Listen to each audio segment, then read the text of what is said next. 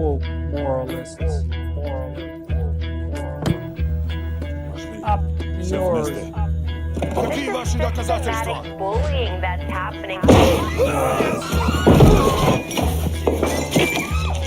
And they believe that they did that. Cocaína.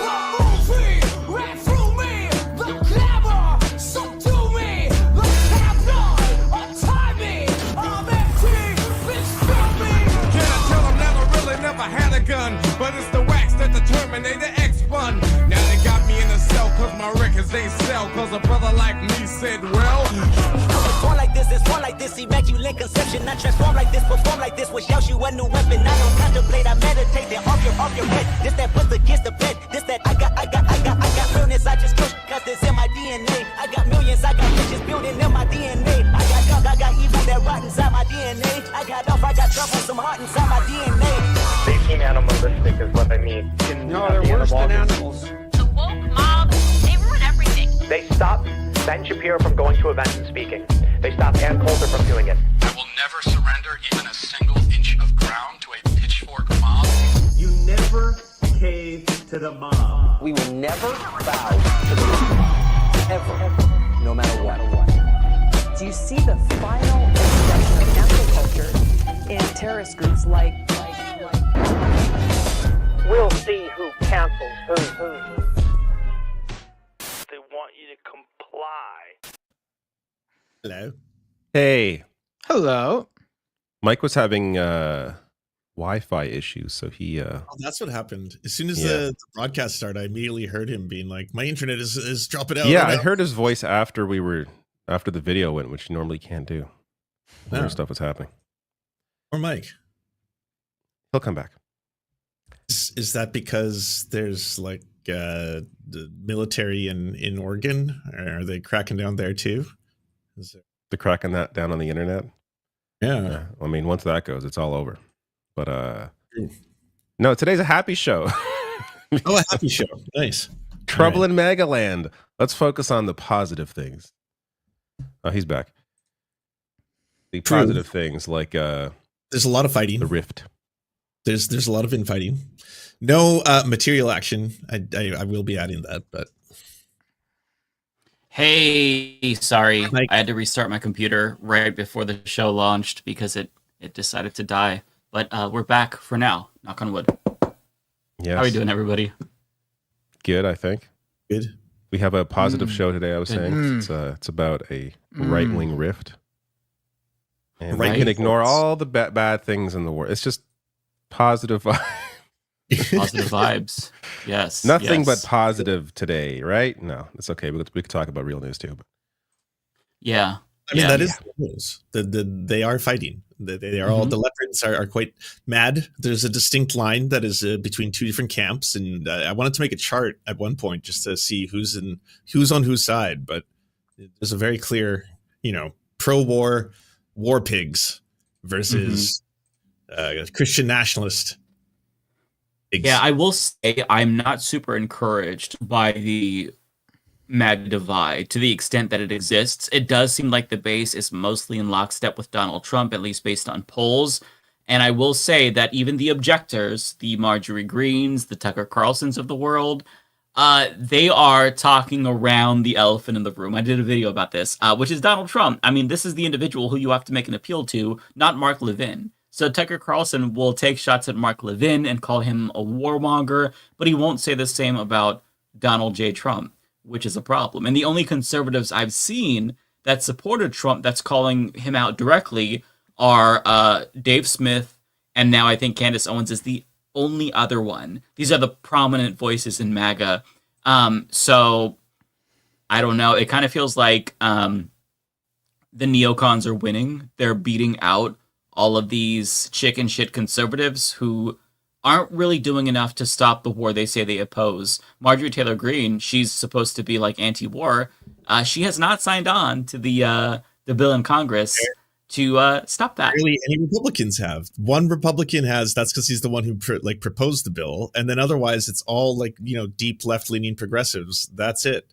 And then all the liberal blocks, they're not going to sign it. They are just frothing at the mouths, waiting for big old war. And no Republicans. That's what I'm trying to tell people, especially like janks of the world who are trying to be like, I told you that Tucker Carlson and the MAGA movement would be anti-war. I was like, I've not seen a single one of the pundits who says that they are like, I am a nationalist, I'm America first, talk about those bills. There's a bill in the House and a bill in the Senate. Right. You could tell your audience right now, call your lawmakers, call them, phone them right now. There are 2 ways to stop Donald Trump. We could do it. Not a single one has said a thing. So they don't give a fuck.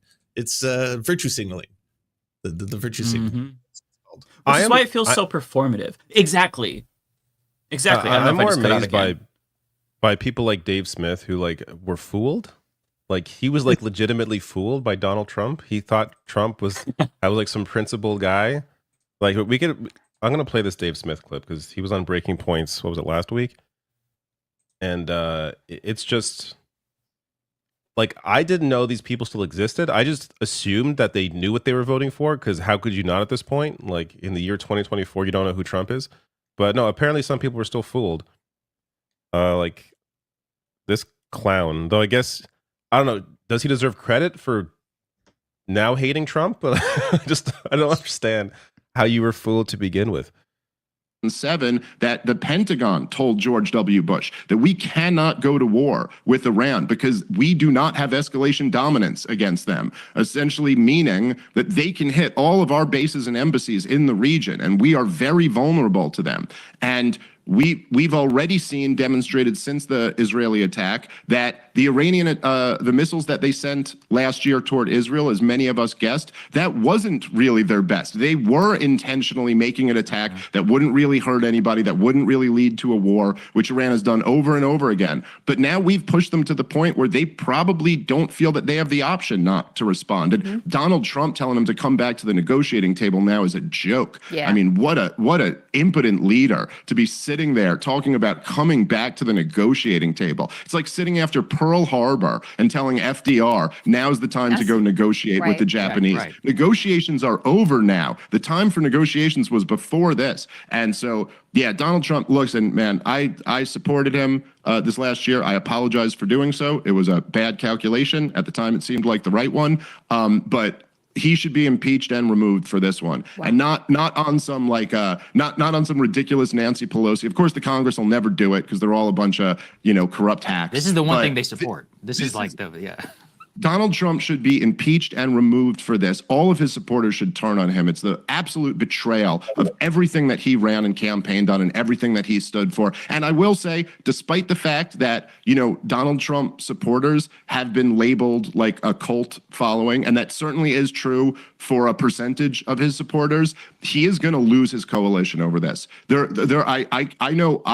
I don't just speak for myself when I say there are a lot of us who simply will not go along with this. So it's just a devastating mistake. By the way, on top of that, he's also going to lose the deportation fight because of this. Because right now he needed all the political capital he could have to turn that, you got a majority support for deportations, but the minority is very mobilized and they're out and they're protesting all around the country. He needed all of his political capital for that move. So here's what we got. The neocons win. More war abroad and, bomb the world and invite the world. No matter who you vote for, you always get John McCain. The I Fell for It Again award. Like, I don't know how you thought Trump was principled in anything. Like, he's just not a predictable he doesn't, it's whatever person is in the room or whatever whim he feels like following today. Like, there's no consistency for anything. It's amazing to me. It's interesting to say this specifically about Iran, because Donald Trump literally threw out Obama's crowning foreign policy achievement, the Iran deal, in his first term. So something like this would happen. And lo and behold, a simple, less than a decade later, Trump is back in office, and oh my God, it's happening. Like, you could claim ignorance, maybe, voting for Trump's first term, but we are now here in the year 2025. You voted in 2024, this is what was going to happen. Only someone who was a political moron didn't see this coming. And, you know, if you want to admit you were wrong, that's great. I appreciate that. But you should just never talk about politics again. You should just stay the fuck out. Thank you. Yeah. Thank you. You should retire from ever mentioning, like, go back to, I guess he's a comedian apparently, like, go back to doing jokes. I was like, yeah, is this even that much of a win? Because it's just one comedian, one right-wing comedian. Oh, I'm not even calling this, I don't think this is a win at all. I just think it's a showcase of how stupid people, like this guy it's one thing, you know, I still wouldn't excuse the ignorance excuse like now, but this guy can't claim ignorance either because he follows politics closely and he was fooled. Like he's like next level stupid to fall for this garbage again. Remarkable. Like this is why you should not be getting your daily news and political analysis from a fucking comedian. I mean, listen, I think comedians could be extremely smart. There are a number of comedians. Except for us. there are a number of comedians who are. We're the exception. Turn off that Sam Cedar, that Don't comedian. seem to be very bright. Honestly, it's just straight up. I'm sorry. Yeah. In fact, if they're a comedian, I automatically assume that they are stupid. Not all comedians are stupid, but there's a negative connotation just because of the behavior of comedians. Like they are bitch-made whiners who complain about everything. Oh, I'm getting canceled. My joke didn't land. Boo-hoo. It must be that they're too sensitive. Not that I'm a shitty joke writer. They're just, I think comedians, honestly, we have to throw them into the gulag or at least re-educate them at a minimum, mandatorily. Sorry, that's a side tangent. I think comedians should talk about current events. Yeah. But also, they're going to actually weigh in beyond jokes about politics, which is clearly what this guy did. Literally advocating for people to joke. Like, listen, comedians want to go out there and joke about the left and the right, and the point is just funny jokes without any sort of, pushing their audience anywhere. Fine. Okay. But clearly a number of right-wing comedians, such as this guy, did not do that. And they openly advocated and endorsed Donald Trump and told people to vote for him. And here we are. So, I do think it's sort of like, as Mike was saying, like for me, it's sort of a default. I have to assume the comedian doesn't know what the hell he's talking about unless proven otherwise. Someone like Bill Burr, exactly, who like I think is fantastic. And, even if I'm sure there are things I disagree with him on, it doesn't matter, whatever. I think he's a great, especially right now, he understands what's important and what's not important. And he focuses accordingly. Whereas, there aren't many Bill Burrs out there, really. Like, I'm sure there are smaller comedians, but in terms of like his level, like there's not many people at his level who have the proper analysis right now of what is going on and who has the power, who holds the cards. Yeah. Also, Bill Burr didn't tell anyone how to fucking vote. Jimmy Dore actually is one of the other truth tellers. He told the truth about COVID. And some people are going to believe what you're saying right now because you're so I'm just kidding. Please. Yeah, please. I'm just joking, everybody. Yeah. Way ahead of us. I didn't realize Jimmy Dore still counted as comedy. Is it? I don't know. I don't think so. I feel like I make more jokes on my show than Jimmy Dore does. Does he even do YouTube videos? Than Anyways, we are mentioning him too much. Yeah, I actually don't know. Is he alive? I don't know if he's alive. I don't hear about him ever. I don't know what's going on with him. Yeah. It's been better since I've not known what he's been doing. So that's a positive, David. Wanted to start off on some positives. That's a bright spot. There's a big bright spot. Nice. Yeah, that makes me happy. So I want to try to find more clips of in terms of the two camps, I can say the Warhawks seem to be Laura Loomer. Charlie Kirk has his foot in both pies. Definitely Lindsey Graham. He's getting real war horny. Oh, lots of children die. That Lindsey Graham. He's excited for that. He's had an erection for like a week now straight. He's gonna have to check into the hospital soon. This is the first time he's got his little dick hard. Such a sick pervert. Yeah, he's terrible. And then I guess on the other side, the anti-war side, Marjorie Taylor Greene, Candace Owens, for sure. Tim Pool's kind of fencing this one. Yeah, I think he's playing both sides. Oh, pro-war. Steven Crowder. Steven Crowder is pro-war. Okay. Yeah. Got it. You got it on that side. Interesting. Jack Posobiec and Wokenix seems to be pro-Trump, but also America First. Again, kind of fencing there. Half and half. I think a lot of them are trying to tread very lightly because they don't know which way this is going to go. I think that they fear repercussions if they get this wrong and they support a war and it blows up.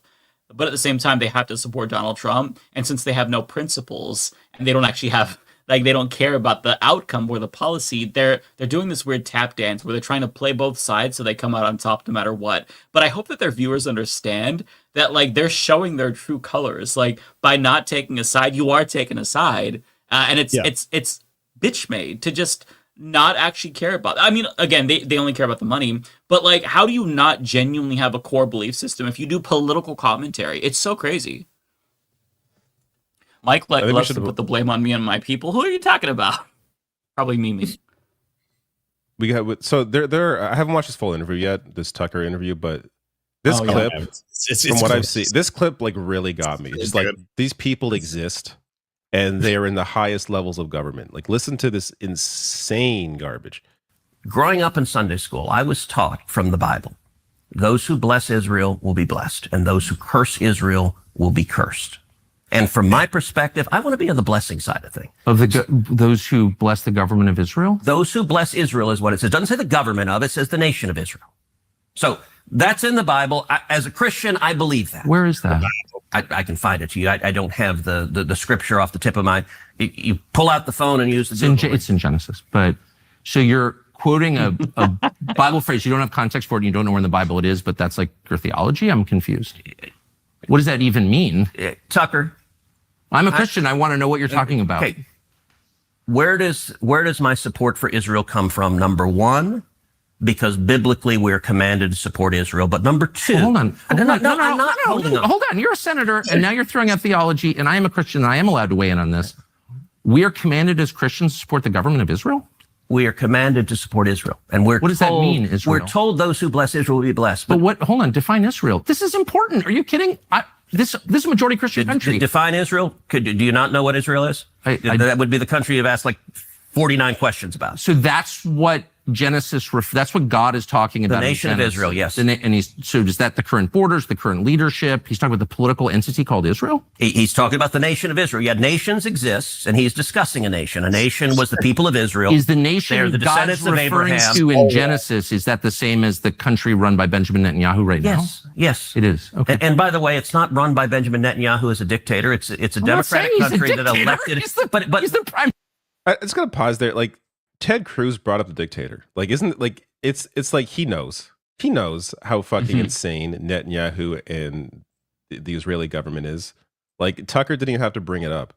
Minister, right? What? But just like, America is the country run by Donald Trump. No, actually, the American people elected Donald Trump. The same principle This is silly. I'm talking about the political entity of modern Israel. Yes, and that is you believe Israel. That's what God was talking about in Genesis. I do, but that country's existed since when? For thousands of years. Now, there was a time when it didn't exist, and then it was recreated just over 70 years ago. I'm saying, I think most people understand that line in Genesis to refer to the Jewish people, God's chosen people. That's not what it says. Okay, Israel, but you don't even know where in the Bible it is. So I read the Bible after seeing that clip, and it's Genesis 32:28. It's the name of a man named Jacob. Jacob was the grandson of Abraham, and the quote is, "Your name shall no longer be called Jacob, but now Israel, for you have striven with God and with men and have prevailed." AKA, Jacob's name was transformed to Israel. At that point, he had children. His children were known as the children of Israel. This is the origin of this. This is not the modern nation state of Israel, nor does it have anything to do with it. I only know that because it didn't exist for thousands of years later. But we're talking about a person who got a new name, and that name means one who strives with God. That's it. That's why it's so weird for like a human being or a lawmaker or a fucking state senator to be like. But Lance, the Bible obviously knew the future, that there would be a place called Israel, and then they actually meant it for a place and not a man. And like, it's just Like, I love how like There's no, you can't logic these people. Like they lack. it's completely. hilarious to me that that's like a story in the Bible where it's like, what is the takeaway? Thank you, Jacob. I am now calling you Israel. Oh, thank you, God. Like, what the fuck? That's so weird. The Bible's so idiotic. I swear to God, it was written by a 2-year-old. I saw somebody on Twitter say, I'm going to call myself Israel. And I'll change my name to Israel so I could bomb my neighbors and not get in trouble and have Ted Cruz defend me. Like, wow. It's just so fucking stupid. Like, forget the whole whatever story. To derive your entire politics from the fucking Bible, like, you should not be allowed anywhere near government, let alone, like, your own children. You should be locked away. You need help. Serious help. Yeah, absolutely. That's the terrifying thing. Like, genuinely, I don't think these people are like true believers, fire and brimstone. If that was the case, none of them would covet wealth, right? Like, you're not going to be able to get into the gates of heaven, as a rich man. So they don't genuinely believe that, like, if I do X, Y, and Z, I can destroy the planet so Jesus returns and I can burn everyone. And then the Jews will be asked whether or not they can get into heaven. They're not actually thinking that every day, but that's what they're saying out loud to please a section of their base. Right? Like, Ted Cruz wants to please the Christian nationalists who are like, he's right. It's in the Bible. It's in the Bible. What is in the Bible? What are you referring to? A person's name? Like, it's changed and then he has children? Like, that's so weird. That's the nation's. I just love the whole idea that Iran is evil because it's a theocracy. Right. And my worldview on Israel and Iran is completely formed by my religion. My politics as a sitting senator is formed by the book that my religion believes is God's word, telling us that we must do this, and that is how I'm going to live life, and act out my role as a lawmaker. It is incredible to me. It's incredible to me. These guys are fools. We are literally a country run by like how do we, like, honestly, I'm trying to understand, like, how did like, when I grew up, I was raised to, like, not be a bully and treat people with respect, and there are things that I thought all children were taught, so when they grow up they become a fully formed grown adult human being. And now that I am one, and I see how all of that's just out the fucking window. The whole idea that you shouldn't lie, lying is bad, hurting people is bad, bullying is bad, and all I see is everyone is succeeding in life as they become adults through doing these things, becoming the most powerful people on earth. It really makes you think, like, just throw it all the fuck away. Like, what is this? All of Silicon Valley. JD Vance is the first millennial vice president, and he's like a bad 4chan thread, and he just did the worst things in his life, all life, and succeeded. So did the tech bros who just don't jump out of college. You need a university degree to get a good job, get into the working force. And it's like they all dropped out and then got VC money. And they're like, we control your thoughts now. All of them, like all of conversation. It's ours. Whoa, Jesus. Mike dropped out. What happened? Oh no, his internet. They got him. He was offended by all of our shit talking about Christianity. Had to get out of here. Fair enough. I don't know. Like, so what do you think is motivating Trump? Because he's not principled, obviously, but like why does he care to defend Israel? What's in it for him? Like, I get what's in it for the party, but he's someone who is such a personal, like, he cares so much about personal relationships. And it really seems like Netanyahu's just like dog walking him. Like, this guy pulled the chair out for Netanyahu. Like, do they have dirt on him? Like, why is he so willing to? This is like the one person where he will not bow down to, or he will not criticize in any way. He will not go against. Like, he has done everything and more that Netanyahu and the Israeli government have wanted him to do. Like, I don't I don't get what's in this for I don't him. know what you could leak on Trump at this point, though. Like, he's all over the Epstein files. He's like, maybe he's gay. Trump himself has wanted to attack Iran for a very long time. So, if anything, but didn't he have tweets saying like he had a tweet criticizing Obama, like Obama's going to start a war with Iran to win the election or something. Like, he's been all over the map too. He was criticizing Iran no matter what. If Obama went to war with Iran, he would criticize them for that. Iran secured a deal with Iran to make sure they didn't get go after pursue nukes, and he attacked him for that. There was no winning for Obama. Trump would have attacked him either way. But this is actually what Trump wants, and literally. This is what, going back to the video we watched to start the show, everyone who voted against Trump literally knew that was Trump, and except apparently for the very smart people who thought Trump was the peaceful dove out there to save the world. It's just amazing. People, I don't know what to say to these people. Welcome back, Mike. Yes. Are you here for good? Oh, I think he's I think it's not going to work out for Mike tonight. I don't think he even I hears don't know us. what's wrong with my internet. I don't know if you can hear me. I can hear like, yeah, I can hear 10% of what you're saying. Let me try switching computers and see if that makes a difference. I think it's just my internet, but let me try the other computer and I'll be back. All right. I can I don't know, try and find more Ted Cruz clips. Like, I was trying.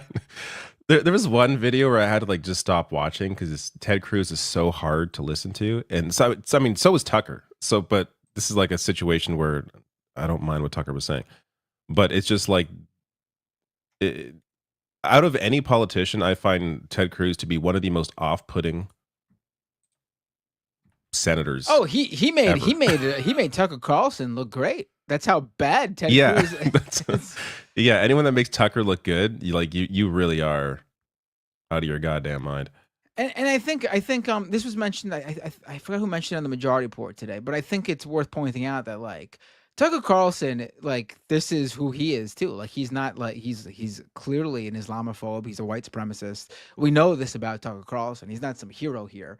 The thing is though, is that he's doing the basic bare minimum journalism here with a Israel supporting politician that no other journalist has ever done when interviewing mainstream journalists, because they would never give a left-wing journalist access to any sort of politician whatsoever. But CNN, all New York Times, Washington, you name it, all these mainstream outlets have never asked politicians supporting Israel lock and step, no matter what, through thick and thin, any of these very basic bare minimum questions that Tucker is asking. And if they did, I believe we would see them fall apart just like Ted Cruz did here. Yeah. And for me, it's not even just about the question. It's about the attitude. Like, Tucker is treating him with so much what's the word I'm looking for? Just like he contempt. Like, he just does not like I feel like this is how you should treat bullshitting politicians. It's not just about good questions. It's also about making them look like the clowns that they are. Like, he made Ted Cruz like stumble and stutter over like his like, there's the first clip that came out, stumble and stutter over his response for why he's defending Iran, doesn't know anything about the country, yet he wants to destroy the country. Like, just completely made him look like a clown. And part of it was because of Tucker laughing in his face about being an idiot. Like, I think that adds to it. And that element, I think, is important. And, people are saying in my comments, oh, Tucker's just doing this because he's doing the bidding of Russia or something. I don't even care for me, it's not about what goes into like why Tucker is doing what he's doing. For me, it's the output of what we are seeing. Like, for me, the story coming out of this interview is like, this shows us how low the bar is for our media, that Tucker Carlson of all people is making Ted Cruz look like a clown when this should be easy for any other outlet that is, maybe a little more reputable though not by much. Than it also Tucker shows you Carlson. that Tucker knew his entire career how to do this and chose not to do it intentionally. At any given time, he sat across the most powerful people of the world, world leaders constantly. And if he wants to give them a glowing puff piece, he will. And if he wants to spread them for filth, he can clearly do that too. When it came to I think to David and Matt's point, you're both right in that everything that was coming out from that was absolutely stunning in terms of you don't ever see people ask these kind of questions, let alone get responses, let alone have the logic of them questioned.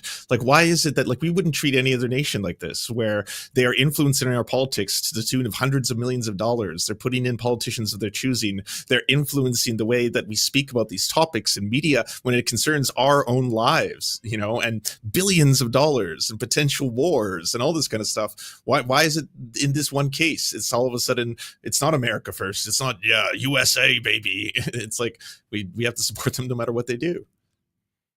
So I think this is the clip that I was looking for. Oh, this was great. It's a quick one, but it's so funny. Look, my father was imprisoned and tortured in Cuba. I hate communists. It was actually Batista that tortured my dad. Look, my father was imprisoned and tortured in Oh my God. Whoops. Yeah, what? Maybe it's the other people you should be angry at yourself. I also hate communists, though. Unrelated. It's just remarkable. Wow. I mean, you might want to talk to the dictator. Yeah. I mean, they think their audience is stupid. It's that simple. Yeah, and in that case, I think he's clearly said that line so many times that he started to believe it. And it's the communist faults it is. I want to find the AIPAC. Whoa, clip. New angle. I have no idea if you can hear me. I can hear you. Okay. Maybe it's the computer. I have no idea. Either way. Was it a Windows or a Mac you were using before? It was a Mac. Yeah. It's there goes my theory. Yeah. I was gonna blame it's Windows. A newer one. It's like a 2021 M1 Mac. Really? It's the cheapest one, but it's still new. That's what I have. Yeah. Bizarre. It's the blue one. I don't know what model that is, but it's blue. When they release their colors or whatever. But yeah, sorry. And we could do one more clip here. So I've never taken money from the Israel lobby. Have you? Taken money from the Israel... From AIPAC. So AIPAC raises a lot of money for me, but it's actually a misnomer because the people who raise money are individuals. Right. So it's not the PAC itself, but they're individual members who believe in the American-Israeli friendship and relationship. Is AIPAC a foreign lobby? No, it's an American lobby. It's the AIPAC stands for the America-Israeli Political Action Committee. What does it lobby for? So, to be honest, not a whole lot effectively. Listen, I came into Congress 13 years ago with the stated intention of being the leading defender of Israel in the United States Senate. Great. And I've worked every day to do that. AIPAC, a lot of times, AIPAC, I wish were much more effective. There are folks online who are in the fever swamp of terrified of AIPAC, and AIPAC... I'm not terrified of AIPAC at all. You're the one who seems a little uncomfortable when I'm asking. No, not uncomfortable at all. I'm just asking what AIPAC does. My understanding, having known a lot of people who work at AIPAC, is that it lobbies on behalf of the Israeli government. Wrong. Oh, okay. It's when was the last time AIPAC took a position that deviated from Prime Minister Netanyahu? All the time. Name one. Okay. Let me go back and give a little history. If you want to do a deep dive on AIPAC, I don't. I want to do a shallow dive that gets. No. I want to get to the core question. AIPAC is lobbying for a foreign government, and I don't. It's not. It's lobbying for the United States. It is lobbying for a strong U.S.-Israeli relationship. Okay. So it's not has nothing to do with the foreign government. It wants America and Israel to be closely allied. Okay, but it's lobbying on behalf of the interests of another country. So that's not true at all. And if you... Not true. No. How much contact do you think AIPAC leaders have with the government of Israel? No idea. I imagine some. I think the government of Israel is often frustrated with AIPAC because AIPAC is not nearly strong enough. Do you think there's any coordination between the government of Israel and AIPAC? Do they talk? Sure. If you're lobbying for more U.S.-Mexico trade, would you talk to people in the U.S. and Mexico and the government? Sure. So I'm not mad about that. There are a million countries that lobby Washington. I like a lot of those countries, including Israel. But AIPAC are Americans. They're not Israelis. Hold on. There are tons of Americans who lobby on behalf of foreign governments. I know them. I'm related to some of them. I know how it works. I'm from here. So my question is not, is it outrageous that foreign governments lobby the United States? They all do, okay, including Israel. My only question is, why don't we admit that is what's happening? You're denying it, but it's true. Yeah, and why is false? Why aren't they registered as a foreign lobby? Because they're not. What stands out to me, apart from Cruz, there is just Tucker's attitude towards Ted Cruz is so great. Like, this is more journalists need to be dicks. Like, that's why Tucker is so good in this interview, because he's an asshole. And he's being an asshole. Right. Yeah. He's usually an asshole for bad. Here he's an asshole for good. But like, that quality in a journalist and someone talking to a politician, interviewing a politician, is such a rare quality to have. At least I should say used in the way that Tucker's using it there, because a lot of them are assholes, but they don't often use it against other powerful people. But using it in that way is so effective. And look like how sad Ted Cruz looks. He's just like tying his own noose and he can't get out of it. I don't know if when I was gone, you played the clip of them arguing about anti-Semitism, but later on at a different portion, I watched more of this, not all of it, but Ted Cruz called Tucker Carlson anti-Semitic because he was seemingly play obsessed. that one. No, play the clip. Play the clip. Well, I don't know. I don't play the clip. I don't know where it is. I wasn't. I don't know if there's a clip. I watched it from the full thing. You can find it easily. No, we can find it. Yeah. Feline. He called him anti-Semitic, yeah, and then Tucker retorted by calling him a feline. And Ted Cruz said, "You seem obsessed with Israel," and Tucker Carlson was like, "You're the one who said that you ran for Congress to bolster Israel." Or it was something like that. I'm paraphrasing, but it was very funny because for the first time ever, Tucker Carlson actually tried to do a thing called I think oppositional journalism, and it worked really well. He got probably lots and lots of views and clicks. And after this, Randy Fine, who's another bloodthirsty neocon Republican who supports genocide and called for nuking Gaza, canceled his appearance reportedly because AIPAC and other Republicans thought that he wasn't going to be prepared to deal with Tucker's minimal pushback. Like, he's not trying super hard to own him or put him into gotchas. He's just asking so many questions. But if you have no core and you're just full of shit, you're going to get backed into a corner. So watching that was amazing. I think this is the one. I'm guessing based on the quote. Yeah. Okay. Yeah. Yep. It's interesting you're trying to derail my questions by calling me an anti-Semite, which you are. I did not. Of course you are. And rather than be honorable enough to say it right to my face, you are in a sleazy feline way implying it, or just asking questions about the Jews. I'm not asking questions about the Jews. There's nothing to do with Jews or Judaism. It has to do with the foreign government. Isn't Israel controlling our foreign policy? That's not about the Jews. You said, I'm asking. And by the way, you're the one that just called me, I think, a sleazy feline. So let's be clear. It's sleazy to imply that I'm an anti-Semite, which you just did. No, I just said, why is that the only question you're asking? You answer it. Give me another reason. If you're not an anti-Semite, give me another reason why the obsession is Israel. I am in no sense obsessed with Israel. We are on the brink of war with Iran. And so these are valid questions. But you're not asking about Iran or the If I can finish, you asked me why I'm obsessed with Israel. Yep. 3 minutes after telling me that when you first ran for Congress, you elucidated one of your main goals, which is to defend Israel. Yes. And I'm the one who's obsessed with Israel. I don't see a lawmaker's job as defending the interests of a foreign government, period. Okay. Any government, including the ones that my ancestors come from. So that's my position. That does not make me an anti-Semite. And shame on you for suggesting otherwise. And I mean that. And that's low, and you know it's low. So why don't you just answer my questions in a straightforward, rational way? You certainly have the IQ to do it. So shame on you is cute, by the way, Tucker. It is. It's not cute. I'm offended. I'm obsessed with the Jews. You just told me you that just called me a sleazy feline. It is sleazy to imply that I'm an anti-Semite for asking questions about how my government is run. You want to count how many questions you asked about? What about the Jews? What about Israel? What about AIPAC? I never asked about the Jews. This has nothing to do with the Jews, whatever that. Fash on fash violence. That's just incredible. Let them fight. Let them fight. Love to see it. I mean, listen, again, Tucker Carlson is doing what journalists should be doing. And the failure is on the other journalists, not on Tucker Carlson being great. Like, this is the bare minimum. Exactly. Tucker Carlson himself in the interview said Israel is one of the countries that he supports because Tucker Carlson is part of the problem. But he goes at Cruz here and gets exactly what other people should have gotten at, or should be getting out of all these politicians who refuse to deviate from anything Israel says and does. Yeah, that's a really, I want to emphasize that point and piggyback off of what you said, Matt, because it's so important. It feels gross to watch an interview featuring Tucker Carlson and like low key root for him. But the problem is not that Tucker Carlson is good.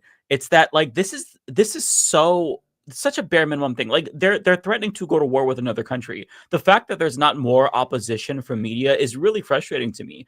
Fox News has been just like nothing but nonstop bloodthirsty warmongering. But if you watch CNN, for example, they're not as bad, but they've brought on Yoav Gallant. Why are we getting the advice of Yoav Gallant? This is somebody who's wanted by the International Criminal Court for crimes against humanity. Why do we need his expertise? Why do we need him to tell Americans that they have an obligation to go to war on Israel's behalf? So like just doing the bare minimum, asking questions that challenge their beliefs. This is what should be the standard. But the fact that we're so deprived of this that we have to root for fucking Tucker Carlson shows you how bad the state of media is. I've also seen Netanyahu interviewed on several networks. ABC, he was on ABC News recently. Now, I didn't watch the whole interview, but I'm going to assume that they did not introduce him as the ICC arrest warrant haver. Netanyahu's now on our show, and we're going to interview him. Like, I guarantee that wasn't brought up, though I could be wrong, but I would be surprised if they brought that up. Like, anytime he's mentioned in any news article, they should always mention that these people, Netanyahu has an arrest warrant, like for war crimes. Like, this is. Anytime they are brought up in any context, in any story about this, that should be mentioned, because without that context, you may be, inclined to think a certain way that does not comport to reality. Also, Tucker apologized already, just so everyone knows. Oh, apparently. That's right. He called Trump to be like, "I'm sorry, Daddy. I reaffirm my commitment to the great and glorious Project 2025." Yeah. Did he apologize online, or just Trump said he apologized? Trump said he apologized. I don't. Okay, maybe he did, but it's Trump. Like, no. But David, conversations that I thought the same thing as you did. But the fact that Tucker Carlson has not come out to say that this is bullshit kind of leads me to believe that maybe it's true, because it's embarrassing. Like, you have Tucker Carlson going on this tirade against war, supposedly this principled opposition to war, and you're apologizing to the president who's threatening to get us into a war. If somebody said that I had apologized in this situation and it wasn't true, I would immediately denounce it. But the fact that he hasn't said anything and he's still complimenting Trump, trying to say, oh, he's a good guy, I genuinely don't think that he wants war, it tells me that it's true. So these people, Tucker Carlson, Steve Bannon, Marjorie Taylor Greene, they're such paper tigers, because to the extent that they're willing to challenge Trump, it's only indirectly. They'll challenge the people who are egging him on, and they'll criticize the people who led him to whatever decision he inevitably makes, but they'll never criticize Donald Trump himself, which is absurd. Like, they're stripping agency away from the most powerful man in the world, and I get that he has dementia and is in cognitive decline and is genuinely fucking stupid, but I mean, how do you talk around Donald Trump? He's the one making the fucking decision. So, like, to me, it's coward shit for them to do it like this. Like, credit to Tucker in a roundabout way for just doing the bare minimum as a quote journalist, if you want to even call him that. But at the same time, he very clearly isn't committed to fucking war, stopping war. Like, if this were Bernie Sanders and he were president and we all voted for him saying Bernie wanted to stop wars, do you not think we would all like be attacking the shit out of Bernie Sanders right now in this same predicament? Of course we would. Did he sign on to some act that could limit his war powers? Like, they could do that right now, right? Like, any of them could recommend that 2 bills get signed by Republican lawmakers. They're not saying shit. Every single one of them. It's all just virtue signaling. You just want to get on the record as being like, I was against the war before it happened. All right, I didn't do anything to stop it, but I had strong words. America first. Because it's easy now, since there's the Iraq War. Everybody can see that this is going to be a disaster, and in 5 years, 10 years, you want to be able to say, look, I was correct about that. Tucker was on the wrong side with the Iraq War. So they know where this is going, And it feels like they're doing the bare minimum so that way they can maintain their credibility. But I mean, it's not enough. If you genuinely, this is why having principles cares, because I feel like all of this is political. Like Steve Bannon was on Tucker Carlson's show talking about why this is bad. And his pitch wasn't that, oh, well, war is bad because it's immoral. And he didn't even use it's costly. We're going to go in debt because of war. He literally said that Trump shouldn't go into war because it's going to interfere with his agenda of deporting people. That is good and a priority to war. Like, these people are still sick, right? This is why you can never, like, even though Tucker Carlson is getting a lot of hype for this, or at least at a minimum, people are tuning in because they're curious, understand that these people are not your allies and never will be, because they are fundamentally opposed to every single thing that you stand for. And they are coincidentally on the same side of us, but not fighting as hard as they could be, as we are, to stop a war. Because if I had access to the fucking president, I would be calling him. I would be nagging him constantly. I would be doing whatever I could with my access and my giant platform to stop this. Like, he's not tuning into the Rational National or Humanist Report or Lance or Matt Bitt. He's not watching us. So it doesn't matter what the fuck we say. We're farting in the wind. So if you have that influence, use it. And they're not using it enough. I will say the most charitable read on why Tucker would apologize or why any of these people are talking around Trump is because, again, the most charitable read would be that they have a direct line to Trump and they know how much of a bitch he is, how soft he is, and if they criticize him publicly, there's a chance that there's less of a chance of them being listened to privately than otherwise. So, like, if that's how Trump is privately, which I wouldn't, I mean, considering how he acts publicly, I wouldn't be surprised that he just, completely cuts you off if you say anything bad about him. So I could understand if that's what they are trying to do, but we've also seen how inconsistent Trump, like, I don't know if you can even really sway him. Like, I don't know what's driving him, because again, I don't think he's principled in anything. So I don't know what's motivating him in this instance. Yeah. I mean, look, I'm for a carrot and stick approach. Use whatever works. But it's very clearly the case that the carrot approach and the flattery approach by the neocons is working. So Trump needs to understand that there will be repercussions. And so he needs to see some actual forceful pushback from people that he respects, like Tucker Carlson and Marjorie Taylor Greene, because the niceness very clearly isn't compelling to him. So they've got to ramp it up if they actually do care. They're putting their reputation on the line by going to bat against Donald, or putting themselves at odds with Donald Trump, because that never ends well for anyone. But at the same time, do you care about stopping a war? Do you not care about stopping the war? They don't care that much about they're against it, but it's mostly like on grounds of the deficit will go up and it'll add to the debt. They don't actually care about the human beings that will suffer, because these are people who thrive on suffering. They support mass deportation. They're jerking off to all these ICE raids. So it's why you can't put too much faith into these people, because even though the MAGA diehards who theoretically are anti-war and should be influential on Donald Trump, he doesn't give a fuck about them, because he knows that, to the extent that they criticize him, it'll be minimal and they'll always apologize and they'll start sucking him off like a day later if he pisses them off. It doesn't matter. So there's no hope. People like Cenk Uygur have been thoroughly discredited on this particular subject. Well, it should also be added that every single America First account also is saying that one of the reasons they're against this is because those soldiers that could be used in Iran should be used on the cities that are falling into riots and chaos, aka like your own citizens. Yeah. Right? All of them just want the military to be attacking people in San Francisco, Chicago, New York, the blue cities, the blue states. Like, that's what it's all about. Yeah, why waste bombs on them when you could use those on us when we protest? Actually, Jon Stewart did a really great segment about this, where he kind of juxtaposed the anti-war MAGA with them being pro-war domestically. And it was a really great segment. I would highly encourage people to watch that. It's just, I mean, that's who these people are.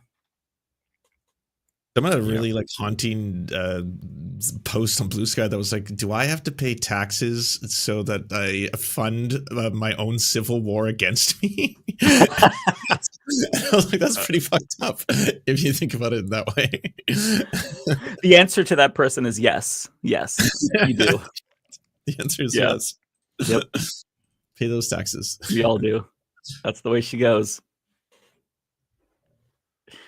All right. Not to make like a left turn here, but what's going on with Ethan Klein? What's this thing that's going like? He's suing people. Ethan Klein. Yeah.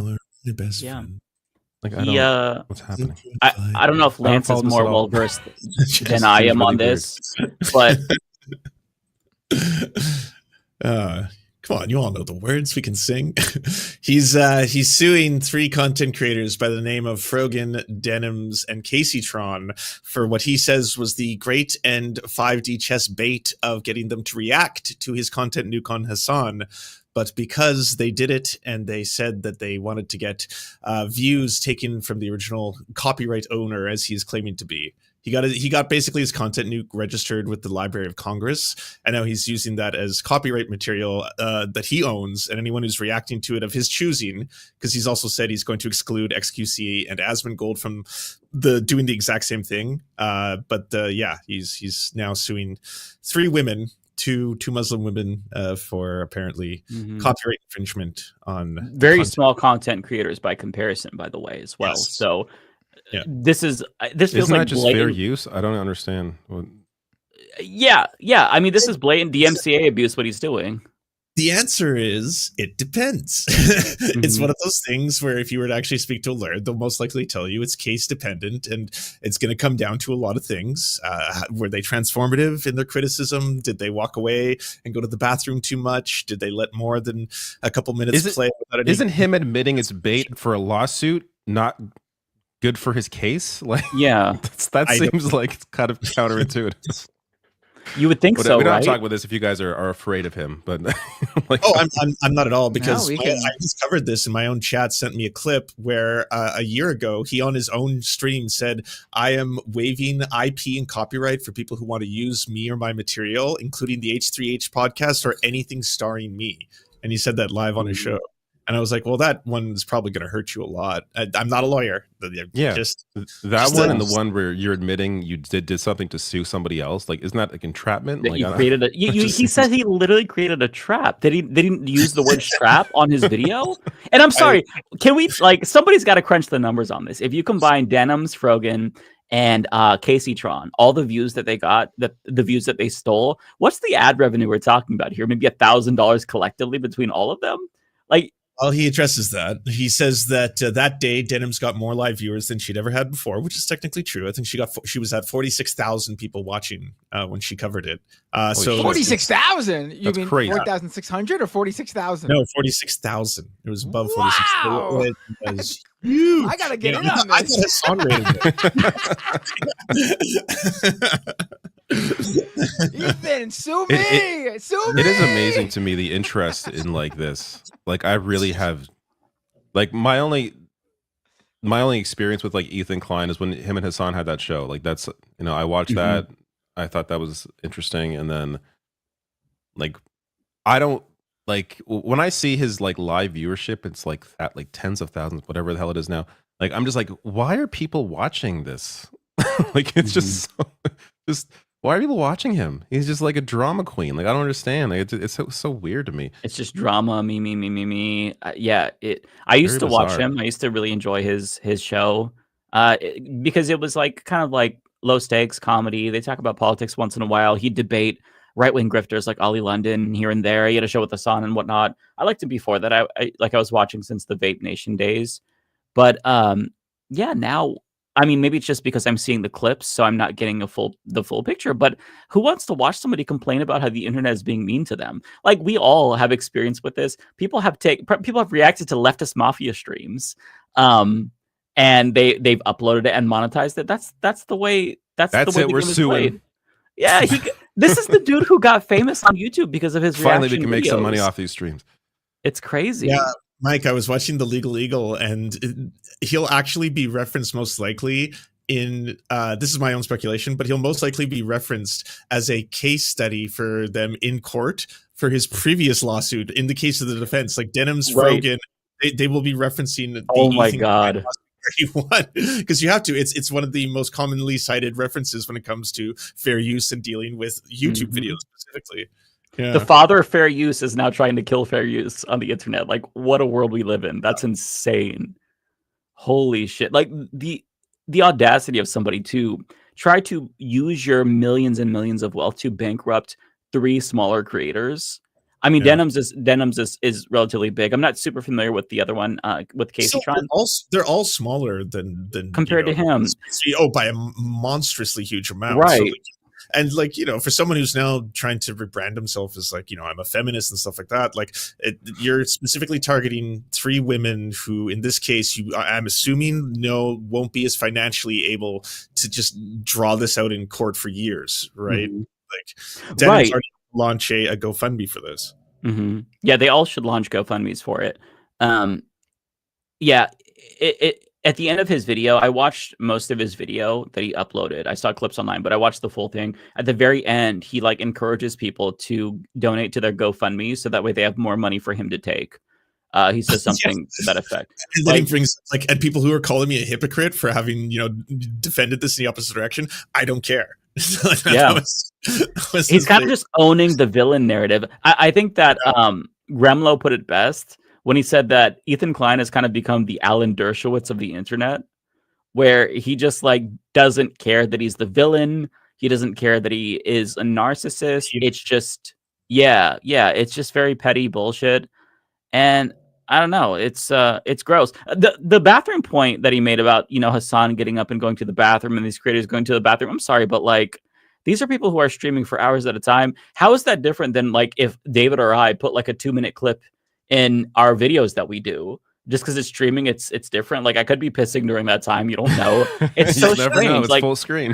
Fair use is so subjective. You know what I mean? Like you can't just say that they're stealing content because they get up to go to the bathroom. And listen, it depends on how well you react. Sure, some people abuse the system, but for the most part, like whenever somebody reacts to one of my videos, I get a boost. It's good. Like people who wouldn't otherwise see my content, and I appreciate that. If Hassan were to react to my video, I don't give a fuck if he's taking a shit while it's on. Like people are getting exposure. Like when Lance reacts to it, and when Denims react, like she'll upload videos of her reacting to my content. I like it because I want people to know about my content. It's like a free advertisement. So it makes no fucking sense to me that he's like, no, you're stealing money from me. And I don't think that he's doing this in good faith. I think it's bad faith. As he said, it was a trap. He just wants to fuck these people who've been criticizing him. So I think that's what it's about. But it's so sad because honestly, like again, I was a fan of Ethan Klein, and so I feel so stupid that I supported somebody who's this evil. I should have seen the signs. There should have been some signs that this man was this fucking diabolical, and I missed them. I mean, putting aside the early days when he would say terrible things,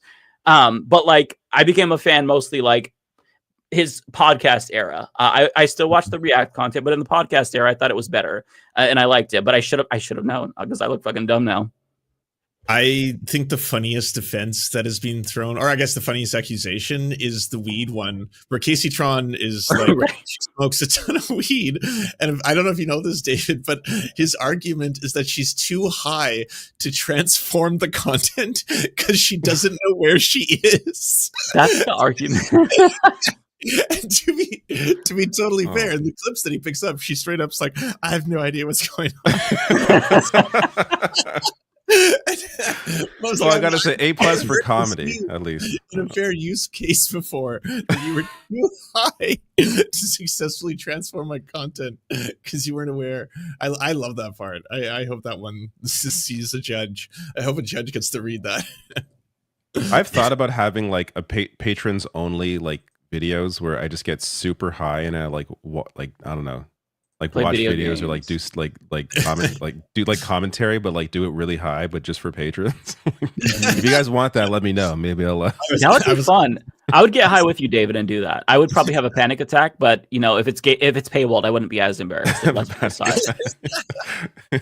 I started smoking weed again, and I started smoking too much weed, and I started to get anxiety again. But it's going back down, so I'm smoking more weed again. It's like a balancing act. But yeah, you got to find the right. Yeah, I've stopped a lot. Like I don't do it nearly as much as I used to. Because the same issue. Like it's just like I don't get panic attacks, but it's just like I get anxiety. Like just over the dumbest shit. Like I'll hear like a creak in the house. Like oh my god, what's that? It's like I need to stop. This is not normal. Yeah, I don't get paranoid like that per se, but I just kind of get more like oh my god, am I gonna die? Like things like that, like little things. Little things like that. Am I gonna die? Little things like that. It's common. It's common. But yeah, I was basically like waking and baking. I was like, because it was helping me with the news cycle. It was really good for me, but then I kind of overdid it, but I'm going to get back to that again. Just have to work up my tolerance, because my tolerance, I built it up too much and then overdid it. I'm like the prime example of the propaganda in the 90s where like, it's going to make you so lazy. It absolutely makes me lazy. Like if I get high the night before, like the day after, that whole day, I'm less productive. I don't want to admit it, but I definitely am. Like I'm really? Less, See, it doesn't have that effect on me. It makes me hungry, but I don't feel like I'm lazy. If anything, I feel more motivated because things are more enjoyable to me. Like without it, it's like, okay, I could watch TV, but it's 50% less enjoyable. I could play video games, it's 50% less enjoyable. Listen to music, same thing. But if I do it on weed, then it's like, oh my God. So I should listen to music now. I want to clean because the smell of the cleaning supplies. Yeah, I don't know. Cleaning supplies. That's a different high you're on. Well, yeah. I'm not tweaking, but you know what I mean. Like, just everything is much more pronounced, and I really enjoy that. Well, yeah, no. Like when you're actually high, yes. But I'm talking like the next day. Like I'm like groggy the next day. Like I don't sleep properly. Like I don't you don't sleep properly? No, if I have no dreams, so like I have no like REM sleep. Like it's just like I go like right in and I wake up. Like there's no like I think you're supposed to have like REM sleep to have a proper sleep. Huh. So if you're having no dreams, which was me for like months, that means you're not sleeping properly. So it's not good for you apparently. See, I have the best sleeps when I'm high. Do you have dreams? Yeah. Yeah, okay, and they're actually nice dreams. If I'm not high, my dreams are like, okay, somebody's coming to kill me, or somebody just died, or my dad died again, and we're going through all the processions, the funeral. But if I have weed dreams, then it's just like, yeah, I'm playing Mario Kart. I'm getting a video ready for the Humanist Report. Just like life shit. Yeah. Man, if I were you, I'd never stop smoking. This is not it's just cheap shit. It's like those little pen tips. I just bought a little $20 pen tip. This motherfucker lasts me a long time. It's definitely cheaper than drinking, that's for sure. It is, yeah. I've not drank in probably a year. No, that's not true. Since New Year's. I drank on New Year's, but I haven't drank since then. That makes me feel like shit. Yeah, it just makes me feel like shit. And Are you flexing, Binder? Or are you like, I never drink or something? Yeah, I am a little bit. He doesn't do anything. He has 3 kids. He can't afford to do anything. I would love to try so many other drugs, but I'm too paranoid. Ecstasy, I feel like I could try, but like acid, I feel like I'd freak out. And mushrooms, I'd probably freak out. But I would love to try ecstasy at least. I can't give you a genuine answer to anything you just said, because if I ever try crossing the border into the United States, this clip will surface, and then I'll be looking at my face right now, being like, Lance, why would you ever try and cross the border, though? That's what at this point, no, but I'm just saying. Lance, if it makes you feel any better, if I ever try to cross the border, I'd be detained as well, probably. So.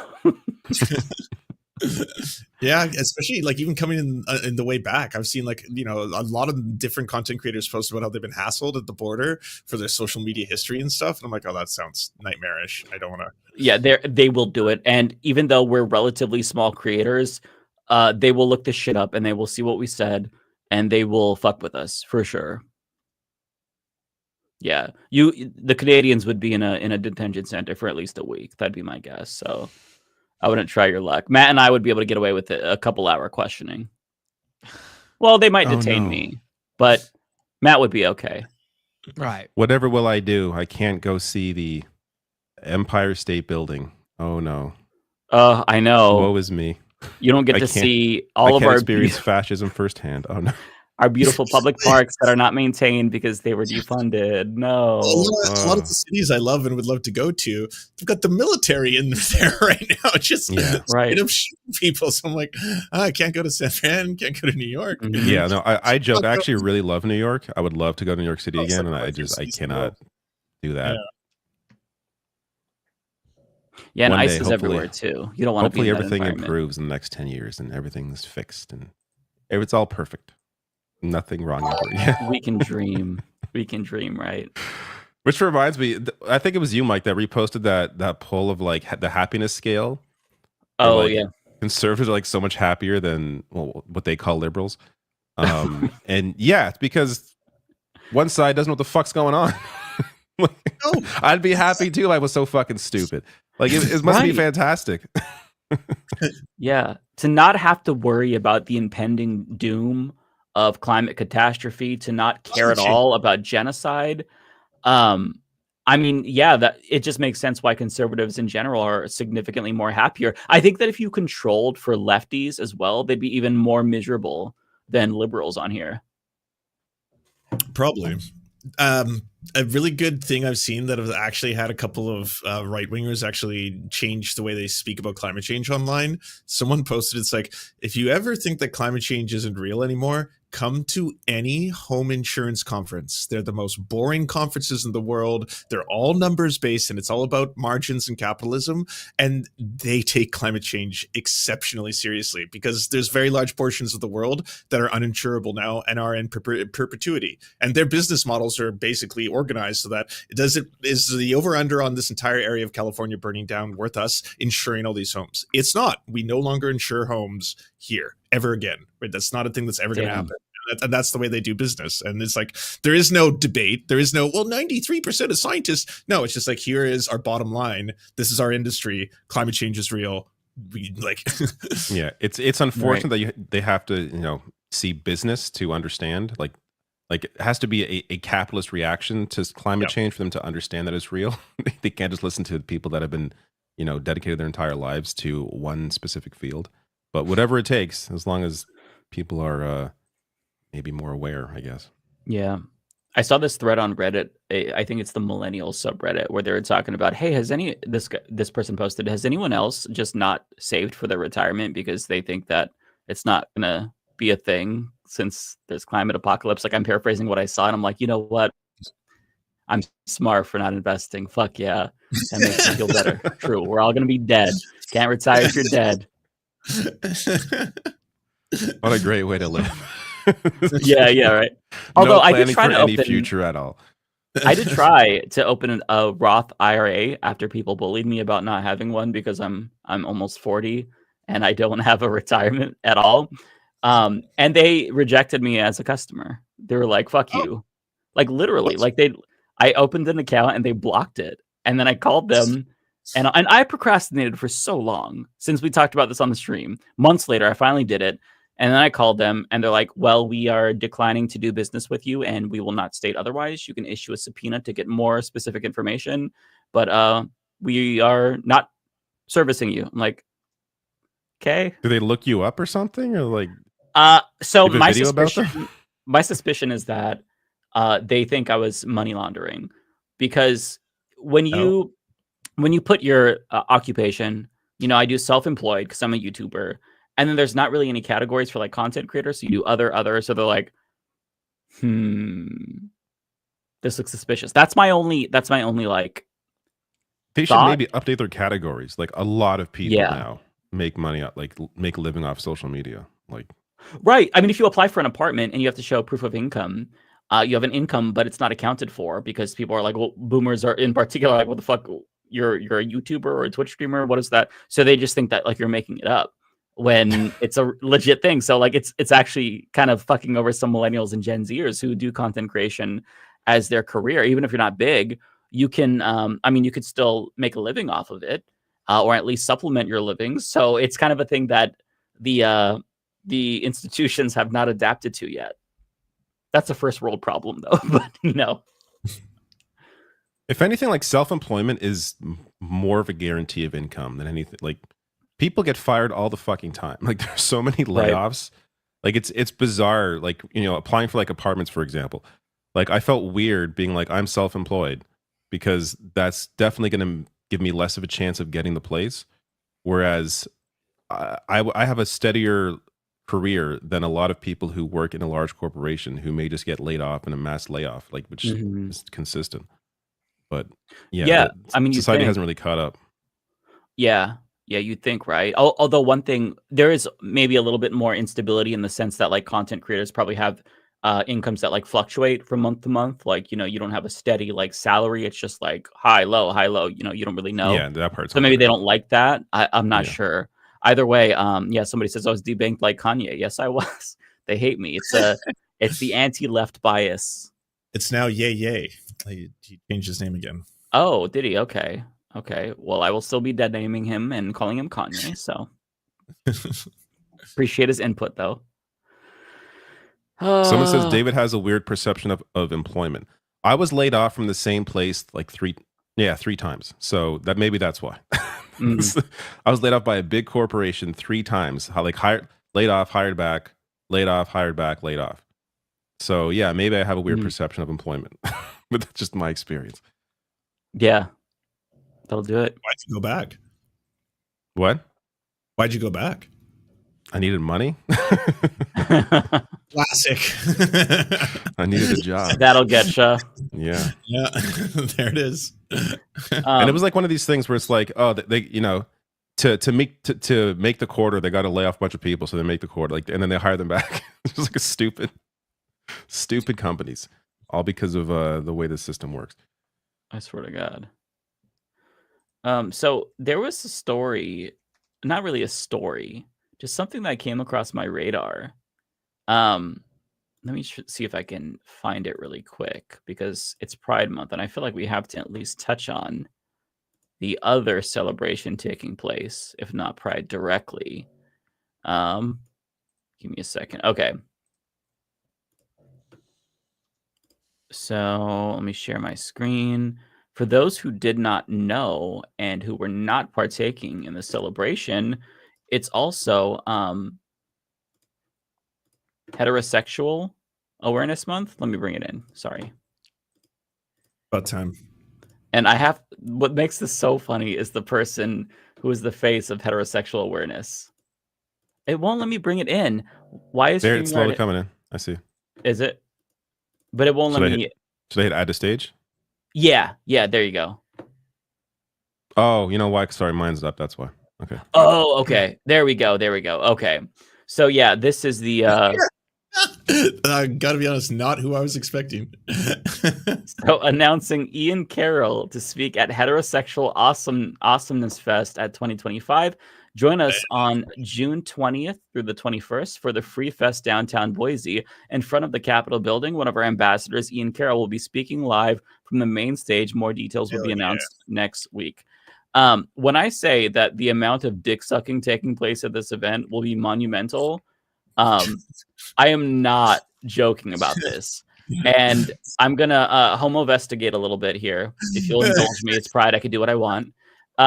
So there was an interview with the guy who set this up, and he's wearing it's like Wait, a straight, play it. I gotta see. He's wearing a straight Pride shirt, and then listen to him talk. This motherfucker is Lindsey Graham's like long lost cousin or something. Hang on.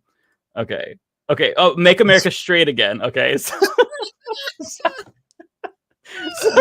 I'm just gonna play so you can just listen to this shit. Okay. Tell me what you all think without my input. If I didn't already spoil it. State, for Old State Saloon, we call it Old. I'm answering the phone. I'm like Old Straight Saloon, but for this month last year, we were looking at this month, and I'm just like, what can we do just to like celebrate something else besides Pride? And I was like, well, heterosexuality is awesome. So heterosexual awesomeness is the Nobody, no homo, bro. Nobody that's heterosexual talks like that about heterosexual. Like what? That is some next level, like just like projection. Like I don't. What would you categorize this as? Like it's. Why did he? I want to make sure it didn't freeze. Could you just rewind it a little bit for a second and play it again? I'm already crying laughing. This is like so fucking funny. I live for this kind of shit.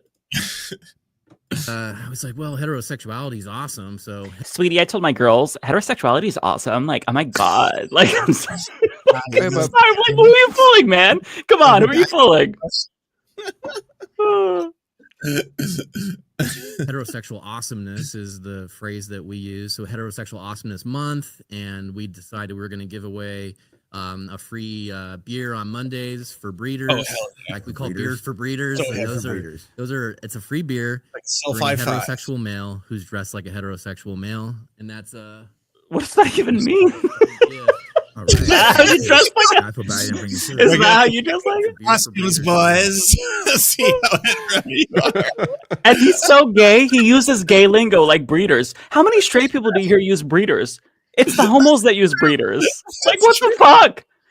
I'm sorry. Like, okay, I'm not gonna make that joke. It's terrible. But like, let me just emphasize: this is not a straight male. Okay, if that wasn't already obvious, this is perhaps one of the gayest males. Not just the 6 on the Kinsey scale. He breaks the Kinsey scale. He is exclusively attracted to men, and he probably engaged in intercourse with a man before doing this podcast.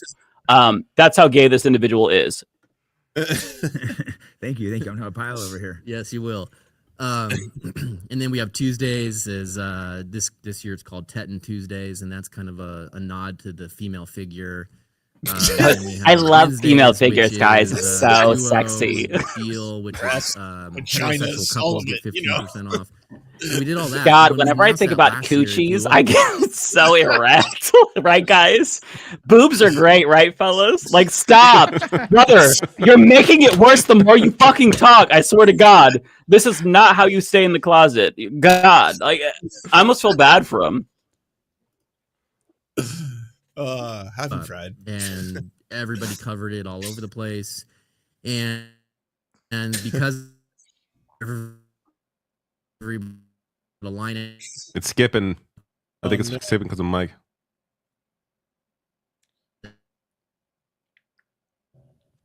Mike's freezing. Mike, you're freezing. God damn it! Heterosexual awesome. Do you want me to play it? Okay, let me go back. Send David the link. So okay, yeah, because he says something so incredible. He says that he's getting discriminated against for being straight. This individual is getting discriminated against for being straight. Okay, I sent it to you, David. We're at the at around the 1:30 mark. Oh, this is so, I'm literally like I have tears in my eyes. This is so fucking funny. It's crazy. It's really hilarious. It's amazing. Bulls get 15% off. So we did all that, and when we announced that last year, it blew up, and everybody covered it all over the place. And because of that, everybody came in, and we had a line out the door, and we had like a massive amount of hate from LGBTQ pride people. So you're getting hate for celebrating being straight, right? For heterosexual awesomeness. Like, what's there? Are you putting for heterosexual awesomeness?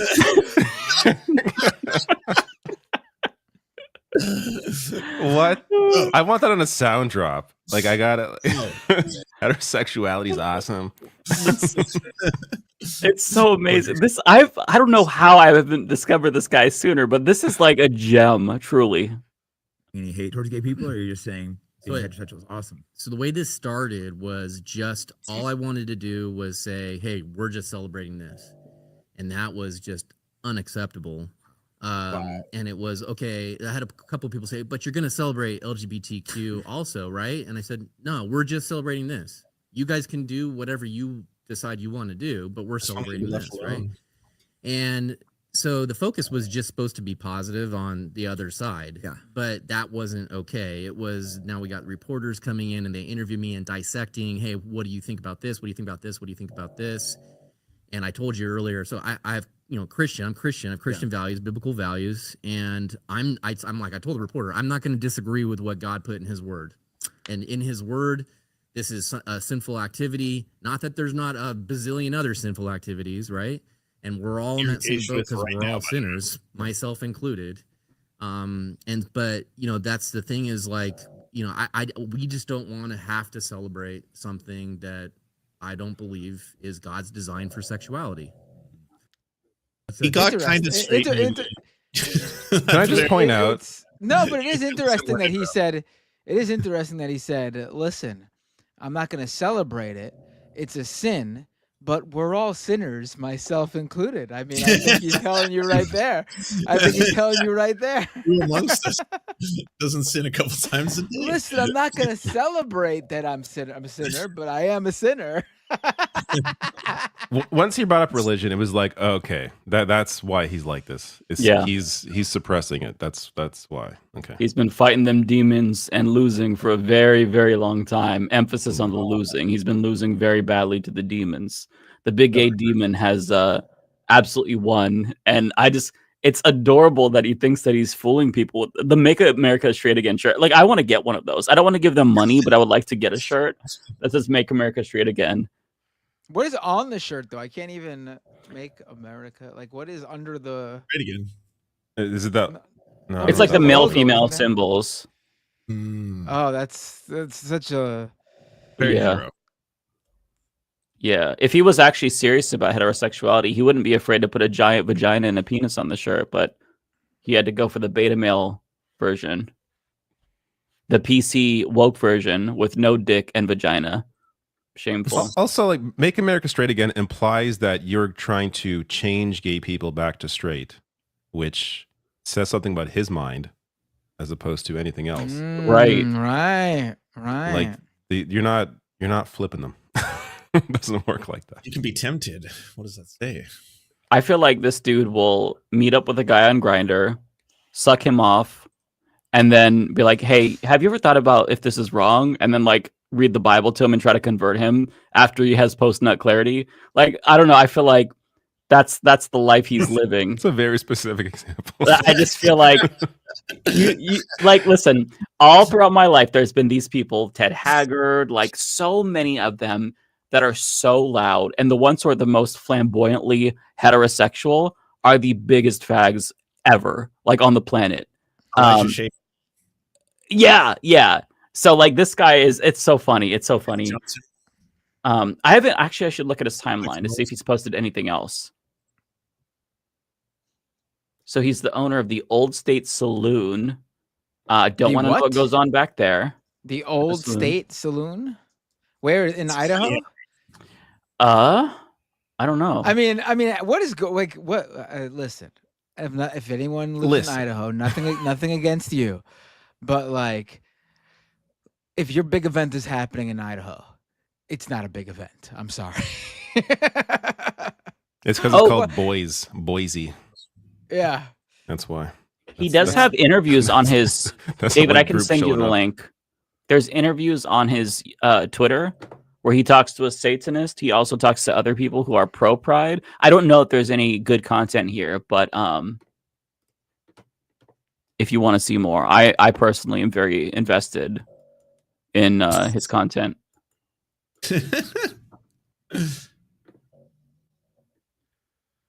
Oh man, him and Jesse Lee Peterson would make such an amazing couple, don't you think? Like, what happened? Is that guy around? What happened to that guy? Yeah, he got exposed for being a predator by quite a number of men, one of whom was younger when he was being apparently abused by Jesse Lee Peterson, and he kind of got a lot more low profile after that. Like, he still does his show. He still does a show anymore. People don't share his clips ironically for fun, being like beta and all that. It's like he may have been like a serial predator rapist, kind of thing, so of little boys. So it's not funny anymore to even ironically like him, I guess. It's kind of what he went there. Yeah. Interesting. Sorry, I don't have a funnier end to that. No, I didn't expect one. I was just, I thought he was still making videos. I thought he was just, maybe he just quit. Yeah, he's just one of the long list of big old weirdos. All right. What else? What time is it now? 10 o'clock. You can super chat. You can start doing super chats. You can go nuts. We have a few things to get to, so we should let's get to them. First, we have a song that a listener sent and has been asking me to play. We have things to get to.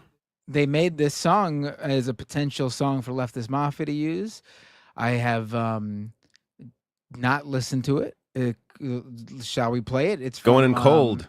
What if it's like they have been asking me to they have been asking me to.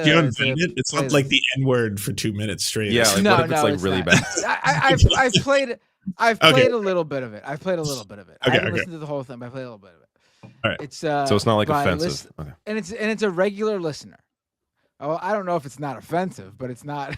Are you talking about the song, Matt? Yes, the song that me and Mike, you guys don't know about it because you usually don't stick around, but for the past 3 months, by the end of the super chats, I'm reminded about this song that was sent. It's the new Johnny Somali. Yeah, Okay. it's the new The Johnny fucking Simone. song. All right, let's hear let it. me hold on. All right, let me where is it? Hold on. I'm excited to gonna- hear this. So is it supposed to be like an intro type song or just it like could be, a I guess an intro or an interlude, whatever we need a song for. You know what I mean? Or All right, so closer. here we go. We don't say ourselves gonna- out. Oh, we don't have a closer. That's a good idea. Yeah.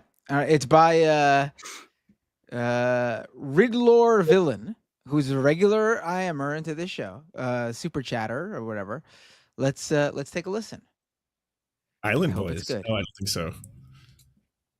The mob wants victory, but more than that, it wants the total humiliation of its enemies. Radical left-wing mob.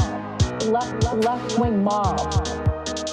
Pave to the woke mob. All type of hustles and all type of grips, pushing all stereotypes and all type of myths. Look how they Is this them rapping? Yeah, I think so, right? Okay. They know just how to recite a script, a formula to keep you mad, tell you why your life's a bitch. These awful hypocrites with lies dripping off their lips, but they could give a shit about what you really dealing with. It's all for the bag, all for the cash, all for the drip. They here to get rich, but I ain't here to trip. Just all for my analysis and watch the stones start to get thrown at glass palaces. Cause when they spit that bullshit, I gotta challenge it, man. I manhandle it, break it down, dismantle it. Cause if it ain't true, then my dude, I can't stand on it. I can't stand with it. The stance is against it. Witnessing the slaughter of innocent Palestinians like cowboys and settlers killing off the indigenous. Y'all claim y'all in the right, but it's all wrong. I can't rock with you, something fishy going on, the stench is strong. Tilapia, so we formed a coalition here. My main mission is stopping you. Eclectic collective of skeptics, the leftist mafia. Eclectic collective of skeptics, I like the leftist it. mafia. It is good, Eclectic yeah. collective of skeptics, the leftist mafia. You know what? My Eclectic one collective of skeptics, the leftist mafia. my one issue is that this is the part that you want in the intro, but it takes so long to get to. You know what I mean? Humiliation of its enemies. Yeah, like the name. Oh, Like the name, the part where he repeats it's a great song. The part where he repeats the name, though, like we couldn't play that whole. How long was it? Let me check. Be a good outro, perhaps. Over a minute and a half, 1 minute 39-second long. I think it would work if it got to the repeating of the name of the show. An intermission earlier. song. That's true. We don't actually take an intermission. Intermission? Intermission break. Right. 5 minutes, everybody. All right. Oh, I real like quick. it a lot, though. We definitely should. Shout out, use shout it. out to who made it, by the way. Like who? Yeah, it's Riddlecore? actually really good. Yeah, okay, Riddlecore. I was not expecting a full ass song. I wasn't sure what I was expecting. That was great. Yeah, I really liked it. The only issue, like we said, like I feel like for an intro, you need to get to like that part within the first like 20, 30 seconds. Not too It's a good shabby. outro. Yeah, good outro for sure. Because it ends by so saying the Leftist Mafia. After sticking around for a 4-hour show, you'll hear that. I mean, people watch till the end.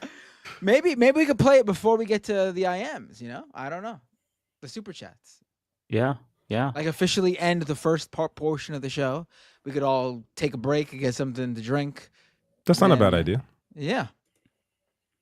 Yeah. I appreciate That's good. You know, it'll give David an opportunity to leave during the song, so he's not just piecing out. Hey, where did he while we're go? live. Yeah.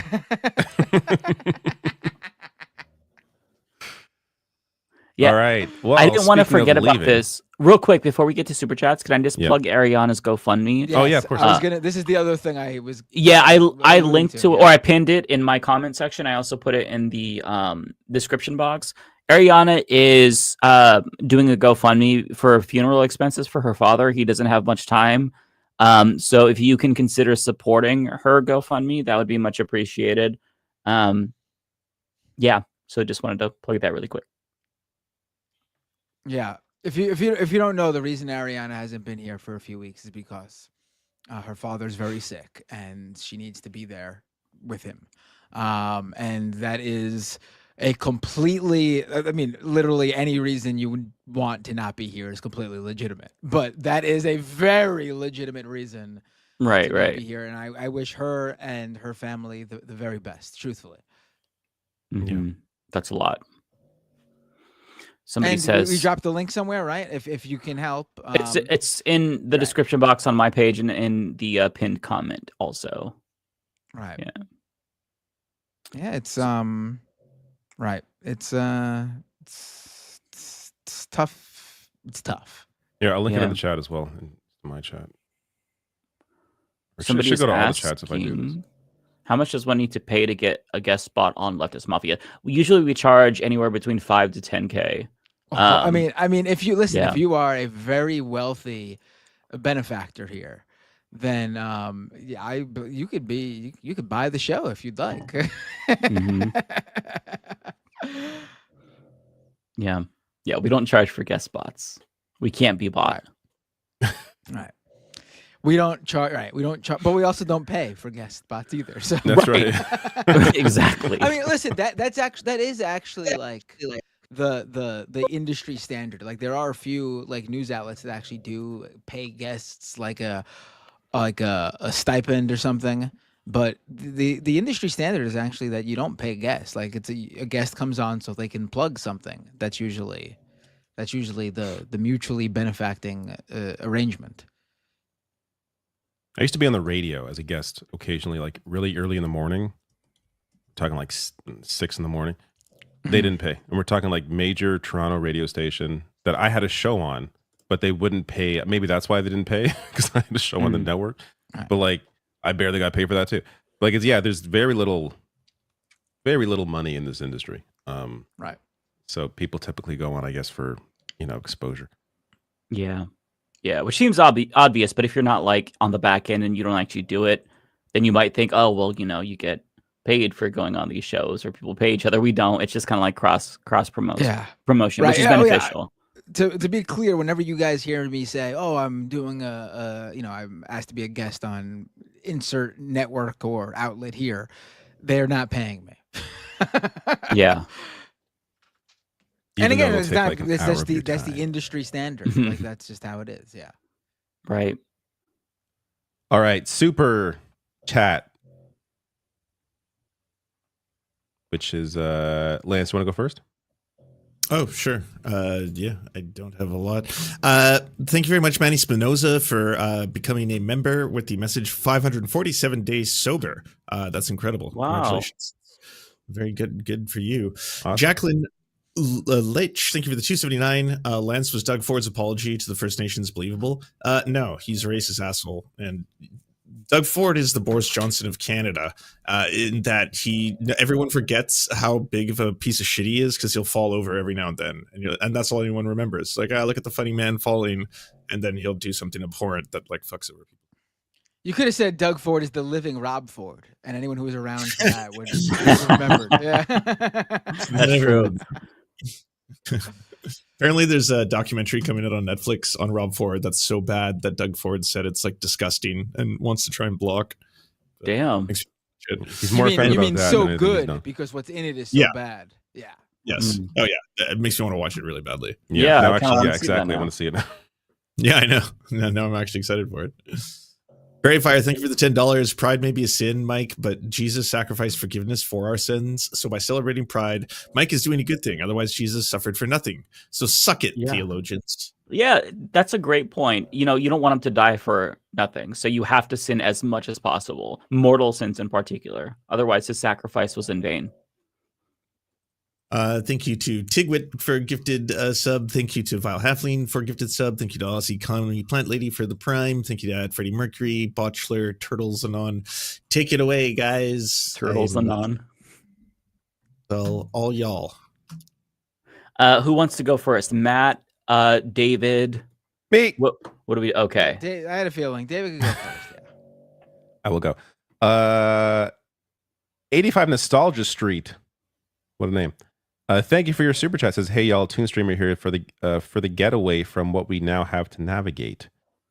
I don't know what that's referring to. Thank y'all for staying on top of everything. We need truth. Thank you so much. That's so nice.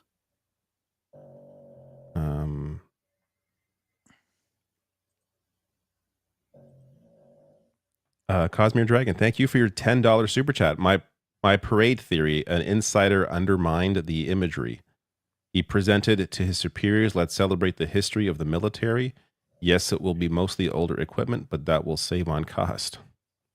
I forgot that ever happened. That happened. Didn't even do a video on that. That happened in between us doing our last show and today. I didn't. I think so. Yeah. Mm-hmm. We totally should have watched some of that. Honestly, I saw images that look really sad, but my first thought when I saw it, like the soldiers marching out of step, like they're not in rhythm together. The squeaky tank, tank equipment. The drone that a masked guy is just holding in the air instead of actually flying it, like, and it was like, and it was like it wasn't like some big like military drone either. It was like the normal regular like drone like that you could buy at a store. And you didn't see this? The guy holding up, he literally is just holding it in the air as if he's flying it with his hand. Like, woo! Was he making the noises? Let's go. No. Yeah. Wait, we gotta really quickly find a clip of this. I'm sorry, we gotta find a clip of it. I was also astonished how sad it was. I was just like, I thought this was going to be at least like just a show of force. You know, he gets what he wants. The military people get what they want. They're like, yeah, America, USA, you know, fucking flag boners and shit like that. And it was empty. It was rainy. There was no one there. It was depressing. They had to use covers for some famous songs because they didn't want to get like sued from the artists. Like I was actually very surprised to see how sad it was. I didn't think it would be that pathetic. I thought it would just be a show of force and annoying, not like sad. I found a video. I think maybe it's like in between flights because there is one flying in the video, but it's not the one he's holding. Okay. Like, I mean, he's holding one though. Yeah. It's a little ridiculous. But even the one flying is ridiculous. Like, this is just I mean, that's not impressive. Every day on the street, people with drones. Yeah, that's like in the like theme parks do full on displays empty in the air bleachers with like 1,000 of them. Yeah. Oh yeah, I've seen drone shows with thousands. The crowd is utterly captivated. Yeah. What crowd? What are you talking about? Look at all those empty seats in the bleachers. What crowd? Yeah. I mean, is there anybody in the crowd without white hair? Just to kind of give you a sense of the age. Like, I mean, demographic. someone like spliced together a video. We don't have to find this one, but like of the Trump military parade and like the North Korean military parade and like how flamboyant and like showmanship, like all the showmanship in it and everything. And the fact of the matter is, what I think this really shows is this is what happens when you remove creative people, the LGBTQ community, theater people. I'm being serious. It's funny, but I'm also being serious. They even when it comes to a military parade, those people, the creatives, the theater people, a lot of people who are in the LGBTQ community, they know how to put on a show. There's a huge difference between just marching in a lame-ass parade down the street and then an actual parade, like the type you think of. Are you saying that the parades in North Korea are specifically good because of all the gays who are orchestrating? Absolutely. There are 100%. There are 100% gay people behind the North Korean parade. Look at the. Think about the seamstresses who put together those crazy flamboyant costumes and everything, and the sign stuff they do. I gotta say, it 100% is being done by. I will say, I think I don't disagree with you, but I think it has more to do with the fact that if they fuck up, they're going to be killed. that's kind of my. That's part of it. There's maybe a little more pressure on them. They also do it regularly as well. They have these parades every single year, so they practice. Whereas the U.S. military, they they do it in basic training, and then that's there was it. no practice here. This was like walking through the streets. Like, it was Yeah, but yeah, that's a good point. This is like food without any seasoning. Like it's a white people parade. You know, take away all the quote unquote woke people, and that's what you get. You get some boring ass fucking show. Well, I'm not DEI as well, so it's I'm not right. just saying that it requires gay people to do, but someone who knows showmanship and stuff, and they need to be able to serve cunt is what Matt is saying. Okay, nobody's serving there.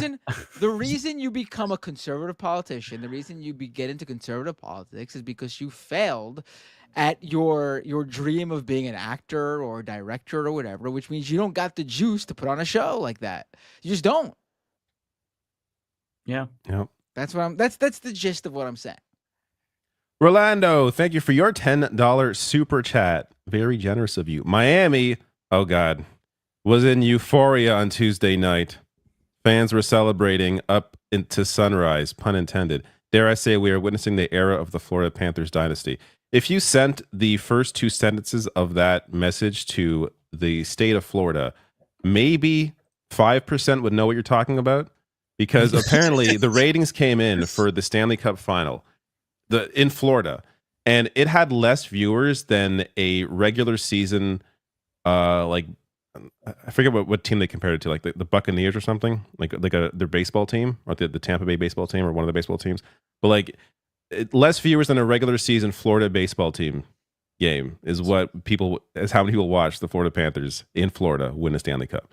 I think it's a travesty, quite honestly, that Florida has two hockey teams, the same amount as I was almost at the state of Ontario, the province of Ontario.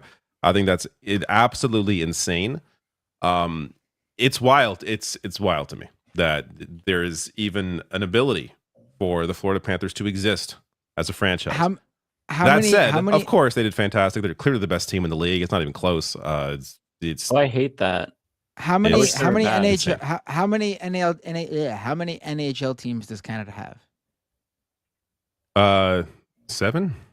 The only province that has two is Canada.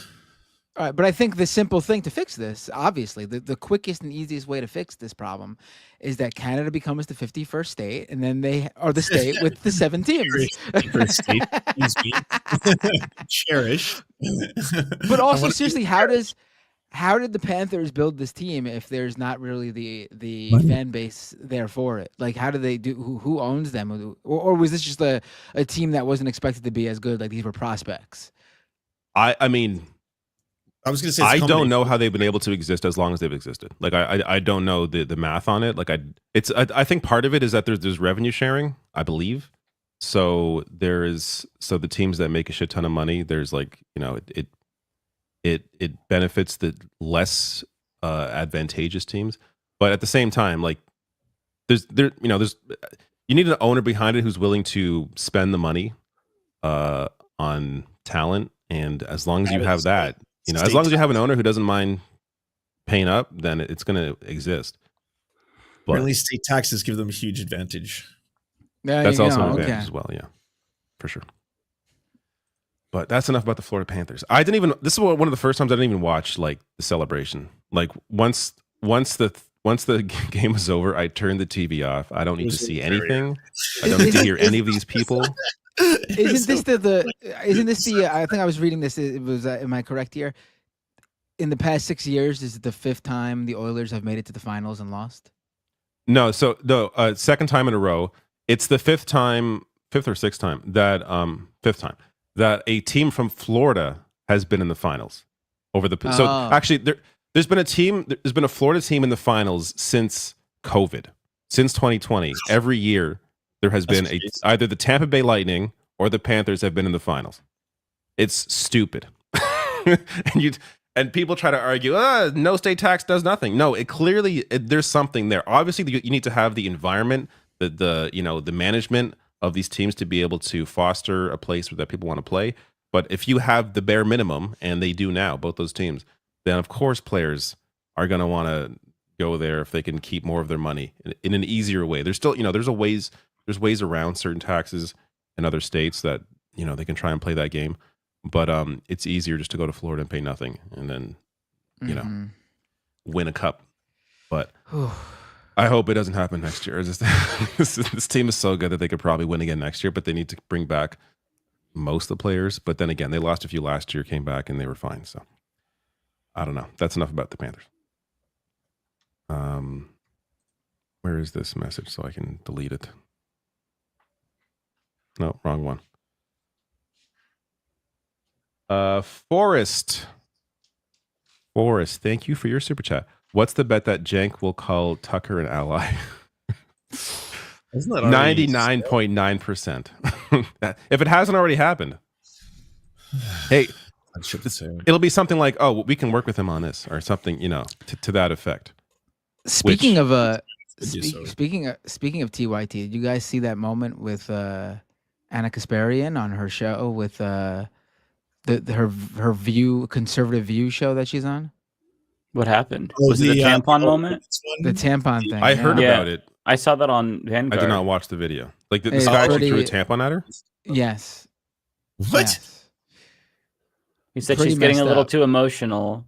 He gave her a Kleenex and he threw a tampon across the table. Jesus. That's insane. How did she react to that? She kind of just brushed it aside. But she was actually making great points. Honestly, it was about war with Iran. So I have no criticism of her commentary there. She was cooking. She was actually doing a good I saw job. her on CNN this week. She was really good on CNN too.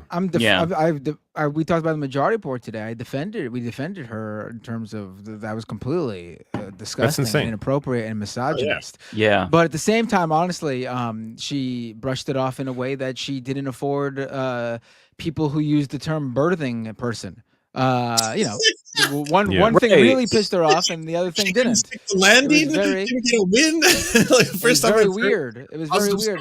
I mean, this is the show she goes on. Guy. Yeah, this is as Emma said on the show earlier, on the Majority Report earlier. Like this is who you lay in bed with. This is who you want to get in bed with, and this is how people treat you.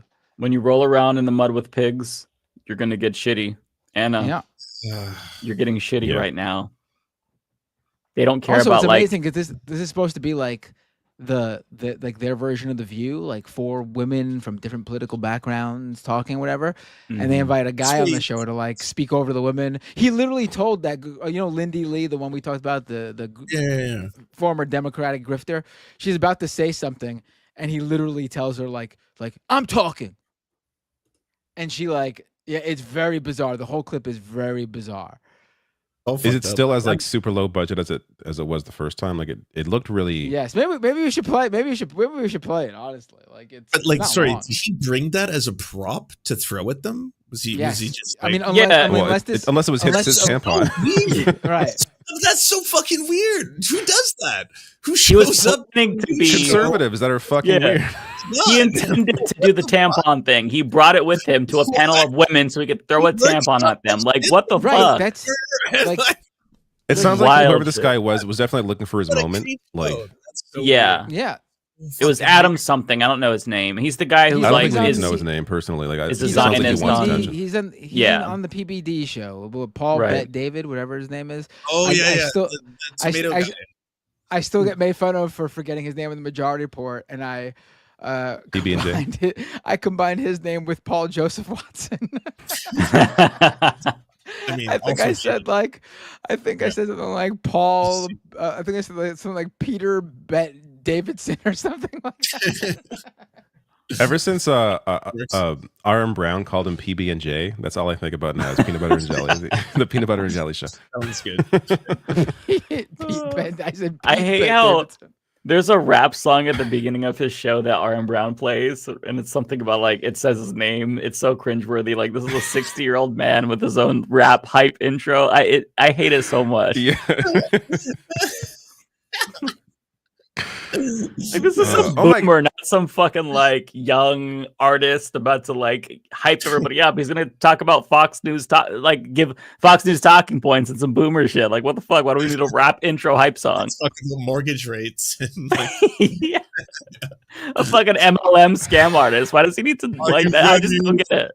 Some people are so high on their own supply. Holy shit. That's exactly why he needs it. I saw a clip of R.M. Brown on Tim Heidecker's show. He's big time now.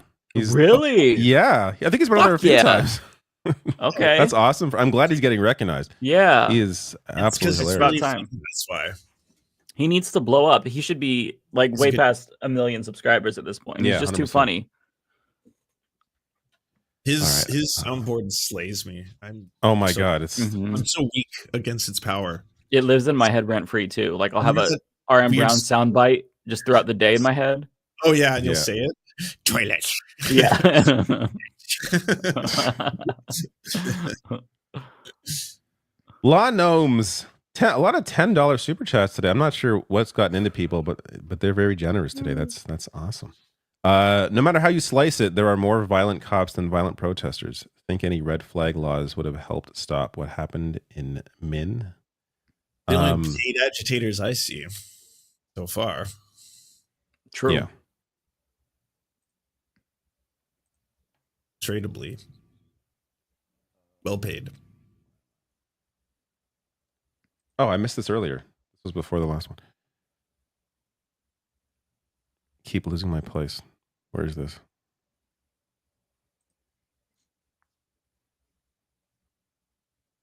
I'm at Kowalski. But he sent so many out that I can't find him. Here we go. Kowalski, a domestic housewife implies that there are feral housewives. So out of curiosity, which more accurately describes all your guys' partners? The Charlie Kirk grooming segment on MR was creepy as F. Wait, what? I did not see what. Yeah, same. What happened with that? Matt, were you on for that? The Charlie Kirk grooming yes, segment? I was there for that. Yes. What did he do? So at one of these, Charlie Kirk goes to colleges and schools or whatever and takes questions. So this 14-year-old girl, freshman in high school, 14-year-old girl, obviously she's a Charlie Kirk fan. My condolences to her, but 14-year-old girl goes on the mic and asks him what he thinks about going to college because she wants to pursue her dream of political journalism. And he says, you know how I think colleges are a scam, which I think that's, even if someone's asking about going to college, I think there's legitimate reasons in this day and age to, tell them not to spend all this money on a good college, like one of those technically like well-known colleges. But that's not what his point was. He quickly reverted to, women should really focus on their goal in life, which is to get married and have children, and that they should bring back the MRS degree if you want to go to college. And the MRS degree is like this term for, apparently back in the day, women would go to college specifically to find a good husband to settle down with. And so he was telling this 14-year-old girl that who wanted to do a career in political journalism, that the reason to go to college for someone like her would be to go to find a husband. And how it makes sense because, when you're in college, that's when you're in the prime of your life in terms of like your looks and everything. He's so, and so you gross. And he's saying this to a 14-year-old girl who clearly looks up to the guy and wanted to actually have a career that did not include solely getting married and have children. And it was very disgusting. It was just very disturbing.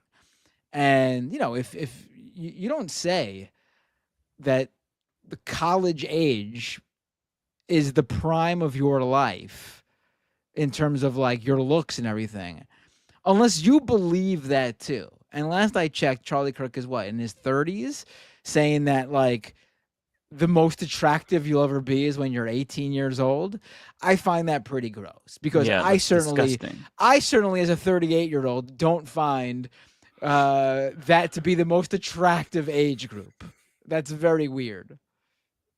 And he also, by the way, was openly wondering on his podcast whether or not Taylor Swift still had eggs. He said this is the kind of creep we're talking about. Such a degenerate. I'm surprised that he has any 14-year-old girls listen to him. Like that's such a weird. Like, hey, they've done a very Her Turning parents Point failed USA her. has actually done a very good job of reaching out to young conservatives. A lot of money was put into it. I mean, Charlie Kirk literally dropped out of school, dropped out of college himself, because a billionaire funded this idea of having him go around to colleges, organizing young conservatives. And that's so, I mean, I've been to CPACs before covering them, and Turning Point USA would show up with this army of young men and women with their socialism sucks signs and all this stuff. And from judging by these big events they have now, it seems like they've only grown since the last time I went to CPAC, which has been a couple of years now. It's been a successful endeavor for him. yeah, when you have unlimited money, I guess it's probably easy to get a big enough of an audience. Mm-hmm. Yeah, that's gross. This one's not mine, but I want to share it. Autistic Goblin, Mike and David getting high and playing Mario for 6 hours. A++. We'll watch every time. That'd be fun. I came across blue skied, whatever you call it. The video that we play. What was it? Super Mario 3D World. Yeah. It was during COVID, or like 4 years ago. That was a blast. That was so we much should fun. absolutely do that again. Yes. That was a lot of fun. That's a game I can play. Yeah, we should. Yeah, that'd be fun. We should all find something that we could all play and just have a good time. Yeah. Fortnite, baby. And anything but Fortnite. I can play Fortnite too. I could play Rumble. What's the racing one? Is it Rumble Racing? I can play the racing game, whatever it's called. What about Fall Guys? Is that still a thing? Because that's kind of. I still like Fall Guys. I haven't played in a while, but It's stressful. I used to play that all the time. I put over Mike, 200 you and I hours did a into stream. that. You and I did a stream once. Oh, we did, didn't we? I forgot We did about a Fall that. Guys stream once. We did. I forgot about that. Yeah. I played some Fall Guys. I won when we did that stream. How many number ones did you get?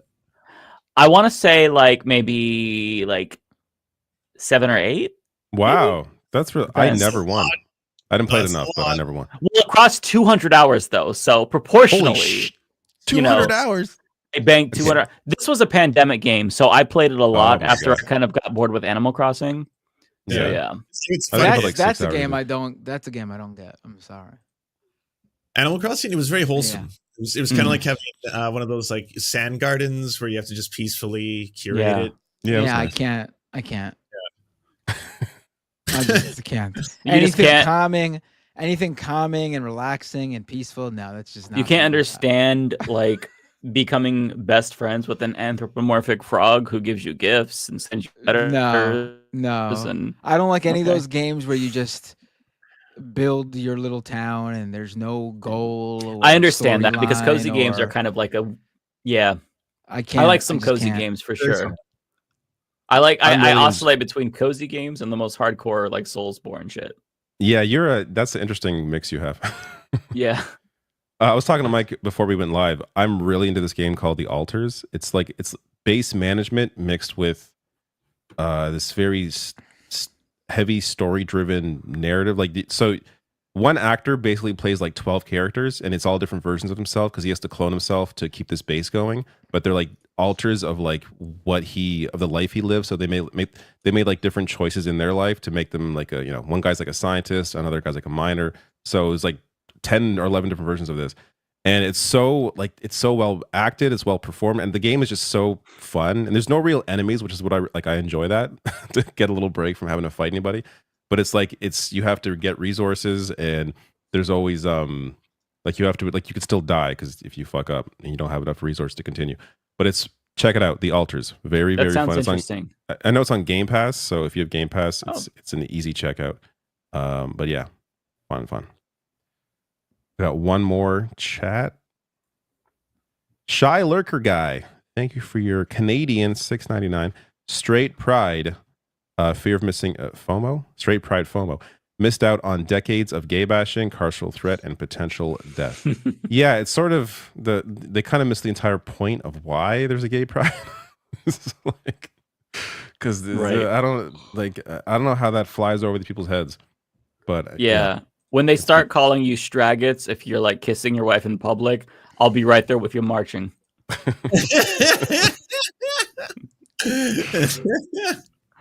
Oh, somebody asks if I played Fantasy Life, the girl who steals time. I did. I really enjoyed that, actually.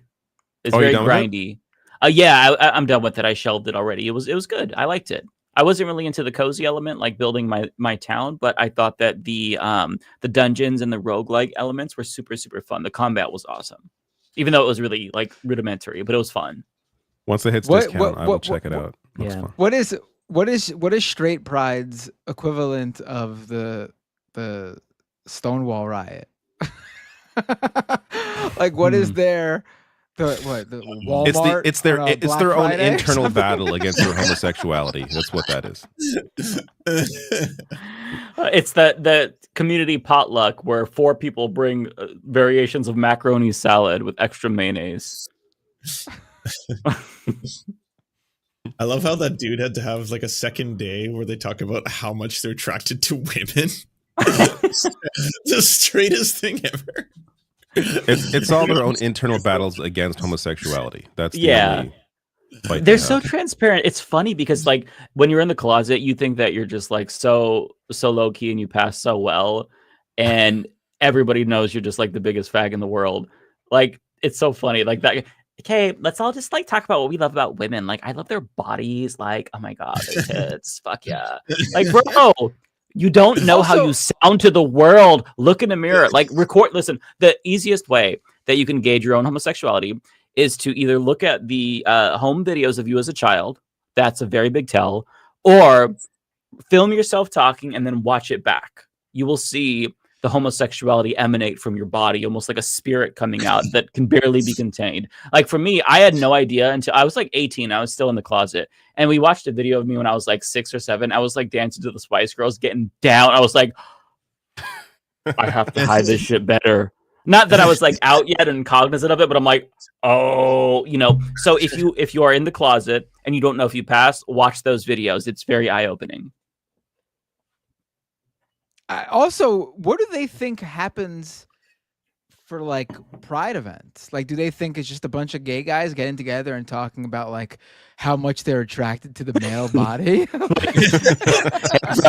do you like about the male body? Awesome. Day 2. What do you like about the male body? like if this is their version of what they think is like gay pride or like, you know, pride in general, whatever. Like they think they're doing the equivalent of what gay pride is, but for straight people. So they must think that like gay people for pride just get together and they're like, man, don't you just love male buttocks and long schlong? Like they have no idea. Like they just are so dumb. They have no idea. Yeah, it's very, very normal assertions that they have, or that they think, you know, expectations of the gay community. It's very funny. Oh, somebody asked me about the F slur. Love to be in a room just to see those that conversation. Like what is a room about like loving the female body? Like what is that conversation? I just want to see how many gay people I can spot. All right, man, let's be manly here. Raise your hand if you like breasts. Yeah. It's like I gotta say, most like straight male activities are, you know, are not whatever they think like the peak of male straightness is either. Like also, I don't know what they think. Like straight dudes are horny. Like it's not a secret. You don't have to have a day where it's like we're gonna talk about how much we're attracted to women. It's like everyone knows straight dudes are attracted to women. They won't shut up about it. It's like dick pics. All right, men, we're together now. Let's do what straight men do. Let's play a game of baseball and smack each other's butts. I mean, what? Women know. Women know that guys are extremely fucking horny. I think nothing like represents that conservative men perform literally for other men than this. Like the whole idea of like the male physique and looking like chiseled and stuff. Like most women just don't give a shit. Like people like the Andrew Tates of the world and all that shit, they're performing for other men. People should know that if you don't already. Like young men especially should know that. They are performing for other men. Women, the majority of women do not care about alpha male and how masculine you are. They don't give a fuck. It also is like pretty big red flag, but the sex offender. If like I listen to Andrew Tate, like okay, well, that does increase the percentage of you possibly being a sex offender on some level by virtue of the fact you watch and actually admire Andrew Tate. So, yeah. My chats are wait. I think they're done. They're done. So I'm gonna get off and play a game or something. Good night, everybody. Play a manly game, David, and celebrate straight pride. Yeah. Got to celebrate. Talk about how 9/11's bad and how you like titties, cold beer, all that kind of shit. We don't want none of those gay games, all right? Go play some manly games like Legend of Zelda, Link's Ocarina of Time, or whatever. It's my games only, hetero games. This is like a rare day I'm not wearing a Zelda shirt, by the way. It's actually a manly shirt. Look at that. Right. There's a man on it. Go play some manly games like Kirby. Yeah. Now that's an alpha male. He sucks things up with his big mouth. That's right. The throat go. Yeah, we guys like that, right? Nothing says alpha like a pink blob sucking things up and turning into them by farting down into the ground. You see that new Kirby game? He sucked up a whole traffic cone. Yeah, that's hot, huh? Got huge. Oh my god. Goodbye. Real quick, I just want to address Troy, who asks about my use of the F slur. I try not to use it on stream, but it just depends on who you are. Older gays usually don't like using it as much, in my experience, but younger gays do. So I try to limit it. But like, I feel like it's more normalized, like within the community. Gay and trans people use it quite a bit, in my experience. So I apologize if it offended you. Yeah.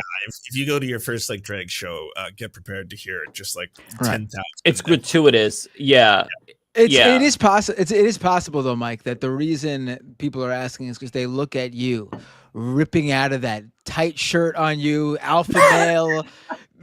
Clearly an alpha male. They might not know that you are part of the LGBTQ community because you're just you're just like that guy in that video we watched. You're just protruding straightness. Right. My mannerisms weren't enough to give it away, so they were like, "Hang on, does he have the pass? Doesn't look like it." I don't know. If I looked at Mike right now, I'd say to myself, "That's a man that goes into a room with 10 other men and talk about how much they love the female form."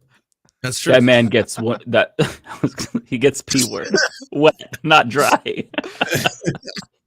Listen, I'm going to the Straight Pride Parade event after party where me and 30 of my best male friends are going into a hot, sweaty sauna, and we're just gonna talk about how much we love the female body. Very hetero.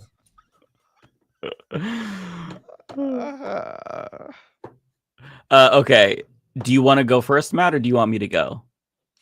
Yep. You could go first. Okay. I'm too busy thinking about my straight pride after parties where I'm gonna go get pegged by my best male friend while talking about how much we love women. No, what's a little bit between homies? Come on.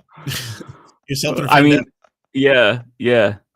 It's an alpha male thing to do. It's just alpha males fighting for dominance. It's not gay. And if you say no homo, basically any homosexual act becomes straight. So it's true. Right. That's at least the rules as far as I know them, unless they updated them. +1, -1, depending on your status. And right. Exactly. It could be an upgrade or downgrade. Yes. Right. Or an upgrade. Mike has librarian gay vibes. I don't know if that's a compliment or an insult. Oh, that's a compliment. Okay. Thank you.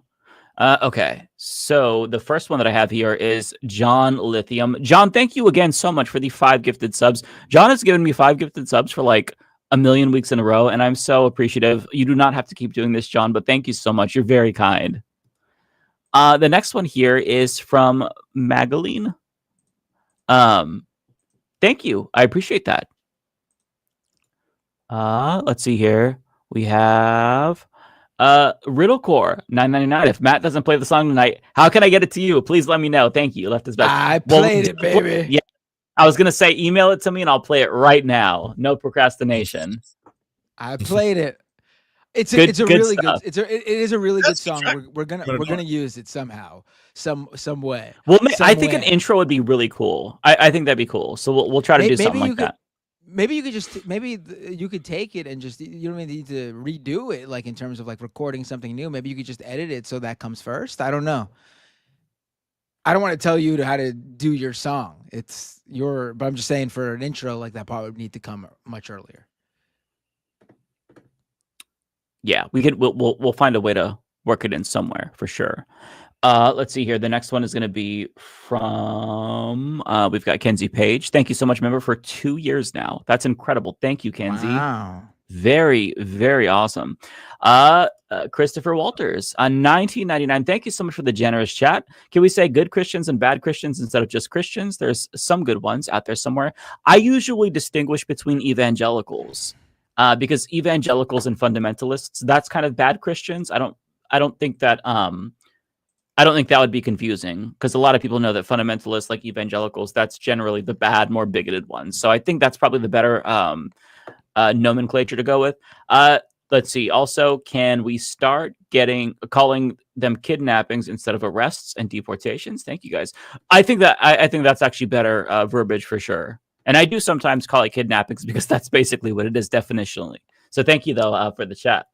I don't know the context you mean in like with the first question, but like, I don't even like using that, like good Christians or bad Christians, because then you go down that route, and you could do that for any religion, and it's just weird. Like, I don't think that should. I don't think that should be the defining descriptor for a person. Like, you're a good person or a bad person. You're a good person that just happens to be Christian, or you're a bad person who just happens to be Christian. You're a good person who happens to be whatever religion, or you're a bad person that just happens to be whatever religion. It's that's how I would look at it.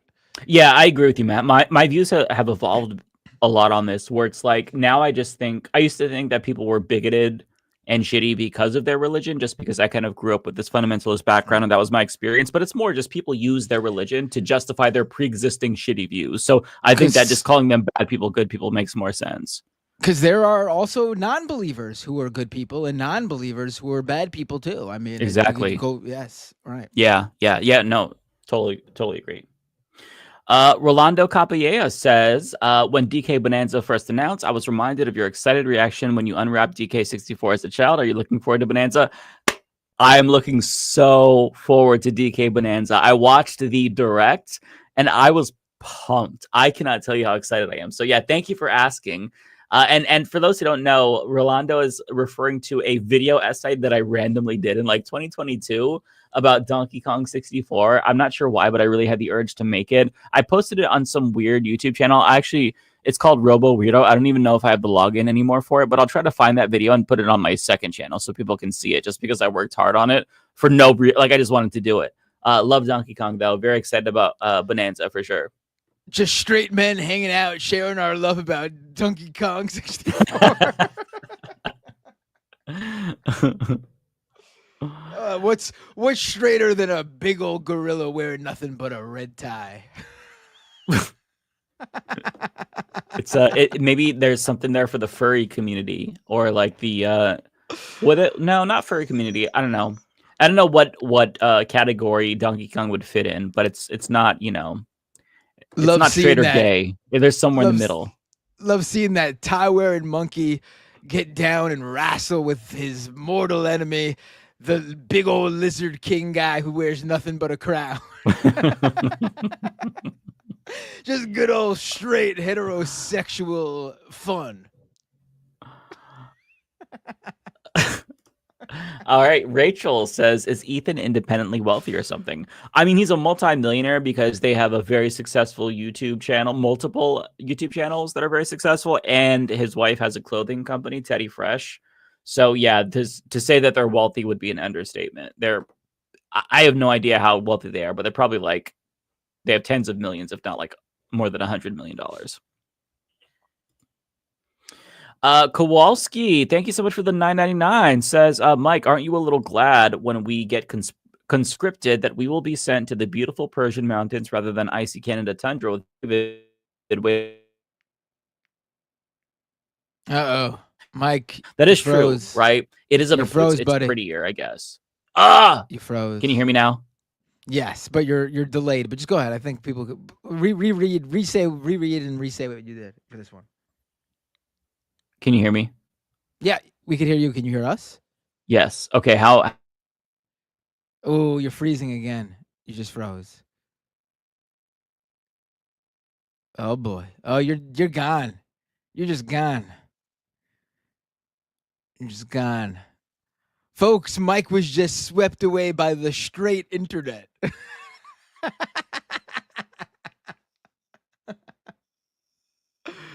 Oh wait, Lance, you're on mute, I think. Can you hear me now? Go. I can hear you. You just unmute. You weren't frozen. Yes, I was muted. That was me. That I'm to blame. I don't know. You could do one of yours while we wait. I don't even know what mine are. Let me go see. Let's see. All right. I'm not going to remove this one. Actually, he already removed it. So let me read it. Kowalski gave Mike $10 here. Mike, aren't you a little glad when we get conscripted? I should remove him so it's not embarrassing. Oh, he did it himself. Mike, aren't you a little glad when we get conscripted that we will be sent to the beautiful Persian mountains rather than icy Canada tundra with David waiting camouflage for a moment of weakness? Ooh, how do you feel about that, Mike? Okay. I don't know if you can hear me. Hopefully you can. My go ahead, God. just go for it. Okay, I gotta talk quick before the shit cuts out again. I don't want to, I don't want to be conscripted, but I much prefer warmer climates. So I think that Kowalski's onto something. Thank you, Kowalski. Okay, let me find my place because I had to refresh because all my shit crashed. So the next one is Brian Schroed. Let's see here. Don't forget to remove. Yep. Yes. Brian. Where's Brian?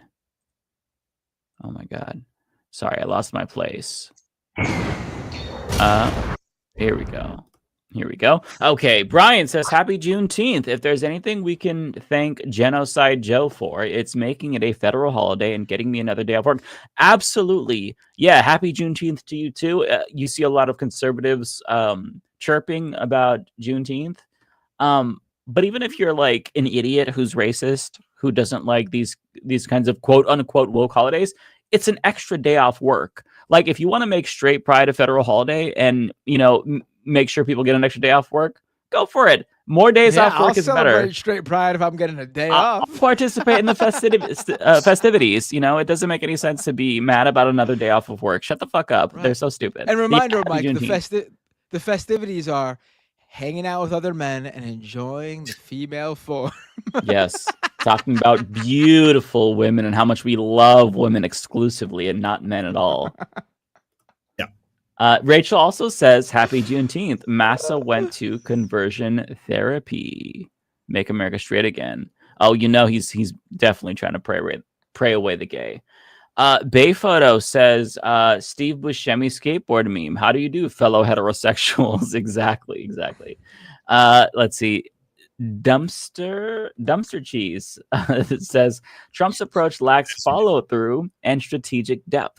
Trump promised quick resolutions to conflict in Ukraine, Gaza, and Iran, but endgame is the art of the deal equal foreign policy. Yeah, I mean, he's full of shit, basically. He is somebody who has no real core philosophy or like he doesn't know what the fuck he's doing. So you're right about that. Thank you so much for the super chat. Rachel says Massa dude gets his 100% straight certificate from the conversion therapy clinic and proudly hangs it on his wall in his office for all to see. Yeah, I wonder if he has like a, how at certain factories there's that like X amount of days since accident. If he has like a X amount of days since boner from guy, and he has to reset it like every single day, go back to 0. Tara says, have you heard of the gaycation Reddit story? Because this tracks I don't know. The only gaycation thing that I'm reminded of is Benny Johnson sharing a targeted ad of a gay cruise. That is the funniest shit ever. What is the gay? Now you piqued my interest. What is the gaycation? Yeah, I am curious, Tara. Gaycation story. Just put it in the chat. You don't have to send another super or DM me. Can't just drop that and not give us the info. Yeah, if you have it, Tara, DM it to me on Twitter and I'll take a look because that sounds incredible. Chase says someone warned Grindr so their servers don't crash during that event. Right, heterosexual pride is going to be popping off for Grindr. Let's see. Donald James, member for 23 months. Thank you so much. 4 months for MH777. Thank you very much. D Cypher says Mocha only put my work in Canadian. I don't know what that means, but thank you so much. And I got 2 of those messages. I'm not sure if that was purposeful, but thank you so much for the chat. Only is a hip hop artist from Canada. Oh, okay. I've not heard of that individual, so I'll have to check them out. Mocha only. Okay. I was going to say you probably wouldn't have outside of he's from Vancouver. Like he's really local. Oh, okay. Yeah. Okay. Let's see. The next one is from Tiger Katsune. It says, Mike, you've got a bizarre outro song called The Come Zone with Trump and Kamala, but it's not complete till you add that line of AOC saying, come for me. I don't know if I've heard this soundbite. There's so many soundbites that I'm sitting on. But the problem is that like 99% of my soundbite outros now are just all disgusting and you can't really use them. And there's no context where they're appropriate to use them. Like you've got Jordan Peterson with his pubic hairbrush. You've got the Come Zone song with Trump.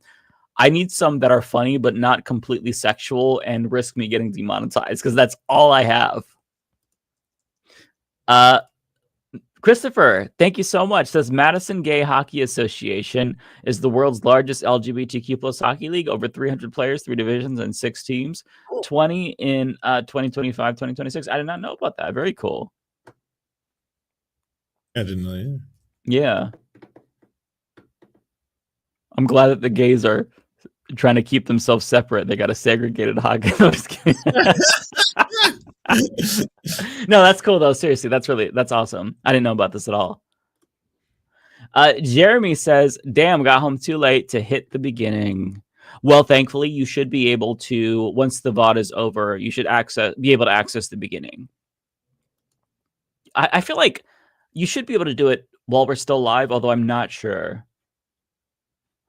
Let's see. Sam, thank you so much. Sam says, though, on Asmongold wanting Hassan. Oh, thoughts on Asmongold wanting Hassan arrested? I mean, I haven't heard that he wanted Hassan arrested, but somebody should arrest him for the threat of the next pandemic coming from his fucking room with all that trash on the floor. What does he want Hassan arrested for? Terrorism, something. What did Hassan do? Nothing. Yeah, that guy is such a degenerate, so disgusting. I honestly am happy that he's the face of conservative commentary, because he's a good representative of conservative thought, the absence of thought and stupidity and just stench, copious amounts of stench and just grossness. He's proud of the stench, though. Yeah. Shame a man who has no shame. Did you see? I saw a clip of him. This is so disgusting. I don't know how old this was, but he was saying something like he puked in his bathtub and he left it there for months. And his mom cleaned it up, but he was mad when she cleaned it up or something because it started to smell good because the acid, like puke smell, went away. Like, this is genuinely... Like, this man is one of the most degenerate people on the face of this earth. And I imagine if you ever see him like in public, there's just like this 10-foot like radius stench cloud just following him everywhere with flies and gnats and maggots. It's just, he is so disgusting. Like, I am repulsed by him. It would be biblical. Yeah, it would. A walking plague.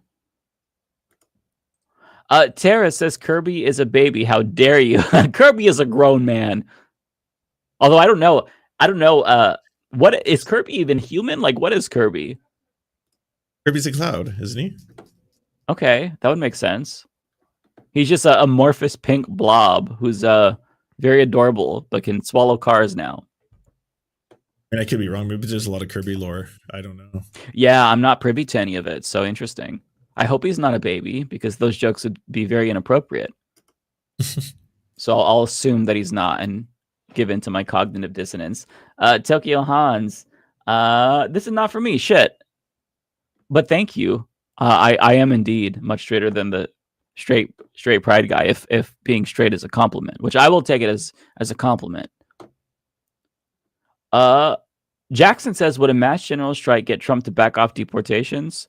I mean, if you shut down the economy and bring everything to a standstill, yeah, I think it would. That would affect his businesses. That would affect everything, his donors. So yeah, I think it would, honestly. The problem is coordinating a general strike is very, very difficult. So would it be effective? Yes. Is it hard to pull off? Absolutely. Absolutely. Okay, let's see here. Okay. Bayphoto says, if he's leaving puke in the tub for months, that confirms he's not bathing. That's a good point. Ew, God, yeah, just so gross. Wait, what happened? I mean, yeah, like he puked in the tub and left it there for months, and that confirms he's not bathing. Also, if you watch the Eamon animations video, it's really, really good, by the way. He has a soundbite of Asmongold telling a story about how he had a dead rat on his floor, and the dead rat functionally became his alarm clock. Because every morning the sun would beam down and cook the dead rat, and the stench of the dead rat would wake him up every morning. Like, I swear to God, this is the most disgusting person in the world. Nobody lives in filth like this. And he broadcasts it like he's fine with it. He's got like fucking... Yeah. Yeah, it's... Oh my God. Long-standing meme. Have you all seen... Okay, there's also a video of him... I swear to God, I don't know if he's acting or not. It leads me to believe, like, based on everything else, he's not. He has to chase his water with soda. He tried a water. It was like a Fiji water. He drank it and then was like, ugh, and then he had to chase it down with soda. Like, what the fuck is wrong with this person? There's some similarities. Matt, don't do that. Don't compare yourself to him, please. You can't drink water? No, I drink water, but I drink a lot of soda. Like, but do you chase your water down with soda? On my desk right now is a bottle of Coke. The Baja Blast from Taco Bell I just finished. Oh, Matt.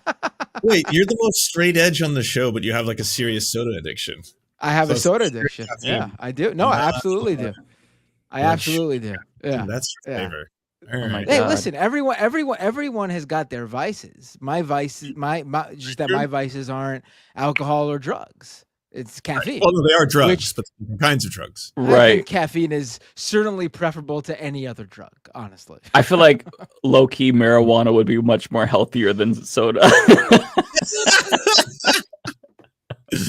Sugar is one of the most addictive drugs there is. Yeah, sugar is a motherfucker.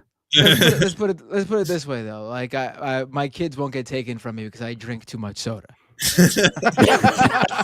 That's fair. That's fair.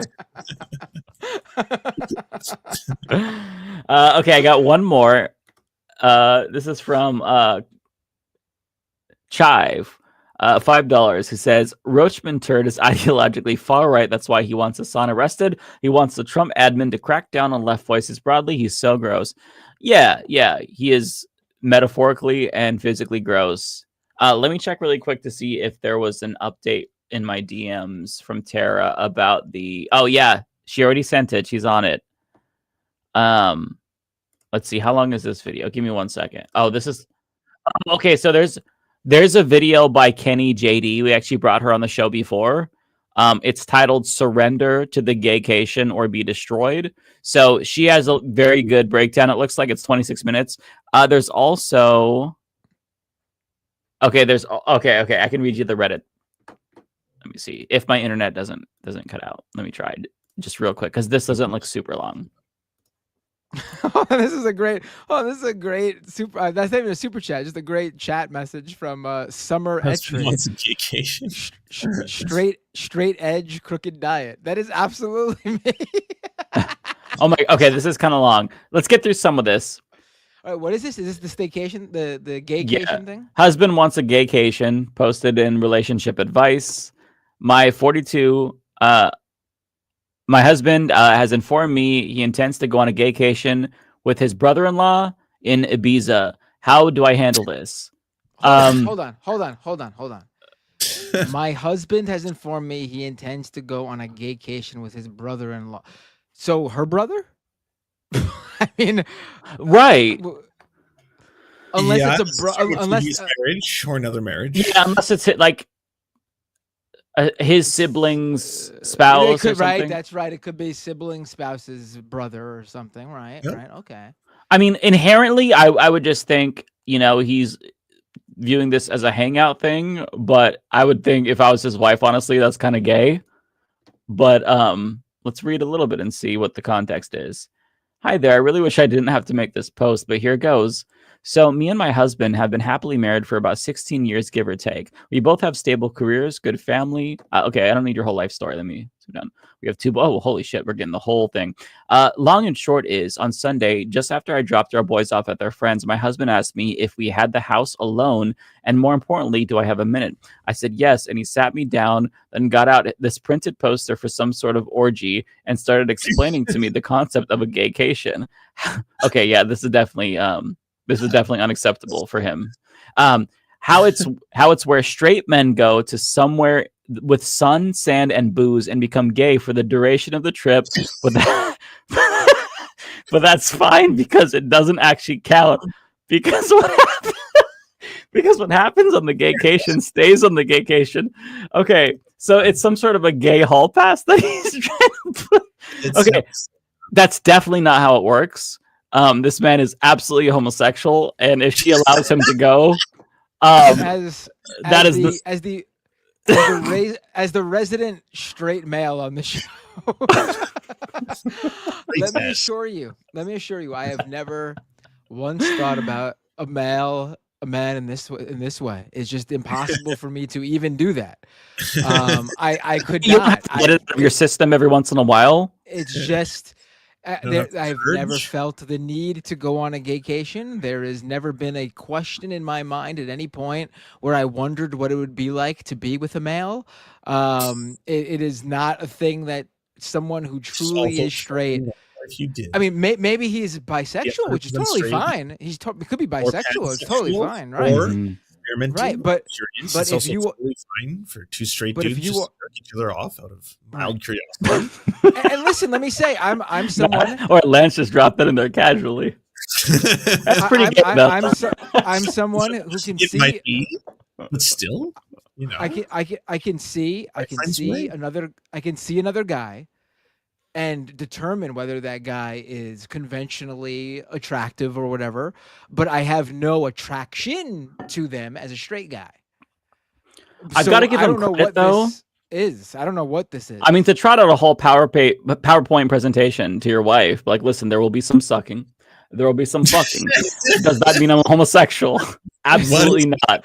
Wait, can we even rewind just a little bit?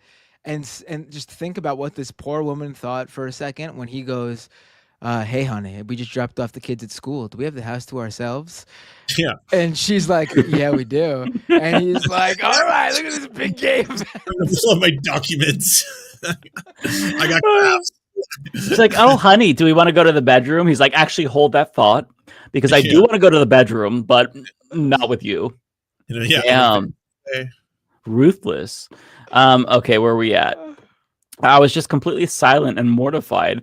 Even more so when he said he was looking into booking a trip to Ibiza next year with his brother-in-law, his sister's husband. Okay, to experience it for himself. When he finally let me speak, I just said, I need him to be clear with me. Is he gay? Oh, sweetie, you're asking that question at this point. I mean, we're beyond that. It's about like whether or not he's attracted to women at all and how bisexual is he. Long, like past that part. But anyways, because if yes, that's okay, but we need to figure out what happens going forward. I didn't let myself get angry or upset. This woman is like a saint, unless she's like hyping herself up. But I would be like, what the fuck, man? You just tell me you want to fuck people? I was just stunned. He swore up and down how he's not gay and he's 100% attracted to women, and of course still loves me and the boys. So I said, well, do you think you're bi? And he got very defensive, saying how I need to drop the accusation. What the fuck? The audacity! I need to drop the accusations, and that this is the beauty of the gaycation. It allows straight men to experience gayness without the wait, hang on. Do that when you're not Experiencing- married, my dude. Like, Jesus Christ. Right. You know, if you were trying to tell your friends, hey, I'm thinking about experimenting, okay, that's one thing. If you're like, yeah, we're married for a long time, multiple kids, I just want to try. I want a little suck and fuck. Just like, okay, well, maybe she wants a divorce, and that would be totally fair. You know? Very reasonable given the circumstances. Yeah. I love how in that situation. this sentence ends in a very surprising way. It allows straight men to experience gayness without actually being gay, and how it's like going to an aquarium? ? Yeah, like what?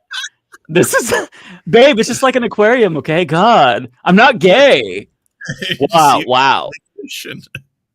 Drowning cum. It's the same thing. Like what the fuck?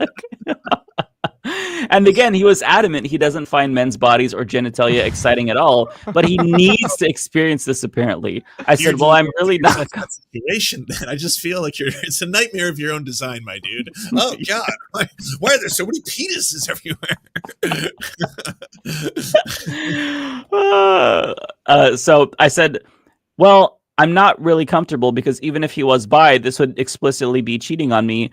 And he got angry and reiterated he's not, because that's the beauty of the gaycation. Okay, he's really sold on this idea that what happens at gaycation stays at gaycation. I just had enough and left the room. I ignored him for the rest of the day, but we spoke at tea, where I again asked him, why does he want to do this? Whoa, hold up. The way she just drops that in there is if having tea with her husband is just a normal, regular activity. I mean, I think you had the warning signs the whole time. If you have regular afternoon tea with your husband, I mean... Wait, hetero people do not have tea anymore? The British. It's an entire... Come on. Yeah, we don't know if they're British. If they're British, okay. But if they're American, no, definitely not. Definitely not. That is hetero. Yeah, I agree with that assessment. He said how he's interested in how gay men's live differ to straight men lives differ from straight men. If this is a British couple, this really does change some of this stuff, because now I'm picturing it being like, "Oi, that's the beauty of the gaycation." That sounds more Australian. And honestly, yeah, him being British does change this a little bit for me. Maybe he's not gay. He's just British. I don't understand them. They're a different species.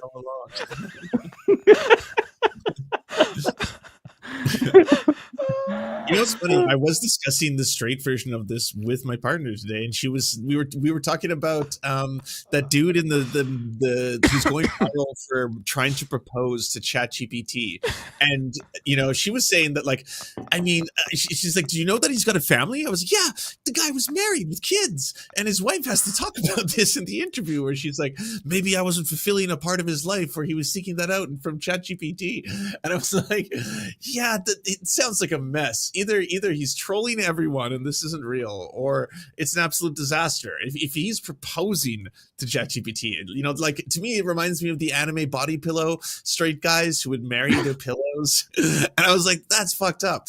But, like, if you're comfortable enough talking about it and you're happy, and like, who am I to judge? I guess, like, right. God bless. There's the straight version of that, and for the ChatGPT dude, like, I don't know what's going on there. I think maybe this marriage is headed for a fucking train wreck. It feels like a car crash. Men need help, man. Men need. I can give them some closure. Either he's trolling or he has a severe mental illness. Next question. Keep going though. This is too much. We gotta finish it. I feel like. So he said how he's interested in how gay men's live. This makes me feel like I am having a stroke trying to read this part. How gay men's lives differ from straight men's, and that unfortunately, once the gaycation begins, it's simply impossible for a man to resist, and he must surrender himself, mind, body, and soul to the gaycation or be destroyed. What the fuck? I really can't put into words how surreal it was. The fetish, him having to tell his wife is part of the entire thing. I think. Oh, that would make sense. Yeah. At this point, like, come on. He was speaking so matter-of-factly, and he again insists this is a thing that straight men do all the time. No, it is not. And he's actually doing it a bit late. I just said to him, if he like a stag. a social scenario that is quite common, I say. Listen, I gotta say, as a straight man, I don't think I've ever even uttered the phrase "I must surrender myself, mind, body, and soul." Okay, let me skip down because this is long. Has It's not anyone? that long. Finish it. It's not that long. Let me see. I'm invested, my man. God. I'm invested. I gotta know how it ends. Okay. If we were to go through the Kinsey scale, it would basically go from like Matt to me to Mike. In that all three of us agree that this is bullshit. Yeah. Like you have the full spectrum, Right. This is totally bullshit. Yeah, I think that watching us should give her closure, assuming that they are still married. I don't know when this is from, but yeah. We should do like a advice column. I feel like we can offer people some closure because we have a diverse range of perspectives here. We'll When your bruv is your love. Yes. Okay. I just said to him, if he has any love for me, then he can't go ahead with this. And if he does, the marriage will be dead. Oh. And he's mentioned no more of it, but somehow, and this is what scares me a lot too, that decision genuinely seems to be tearing him up.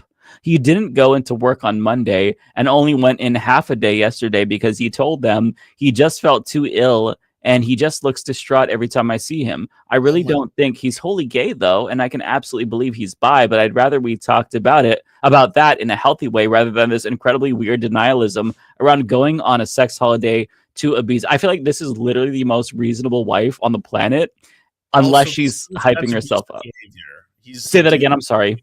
I said it's abusive behavior too for the guy to be like, "Oh, this is paining me so much. I can barely eat. Oh, the sorrow of not fucking going to the fucking suck fest. Like, what are you doing? You know, you're like trying to manipulate somebody with this. It's really weird. Yeah, you'll survive. It's not mental abuse for her to not let you go suck off guys on a cruise. Fuck off.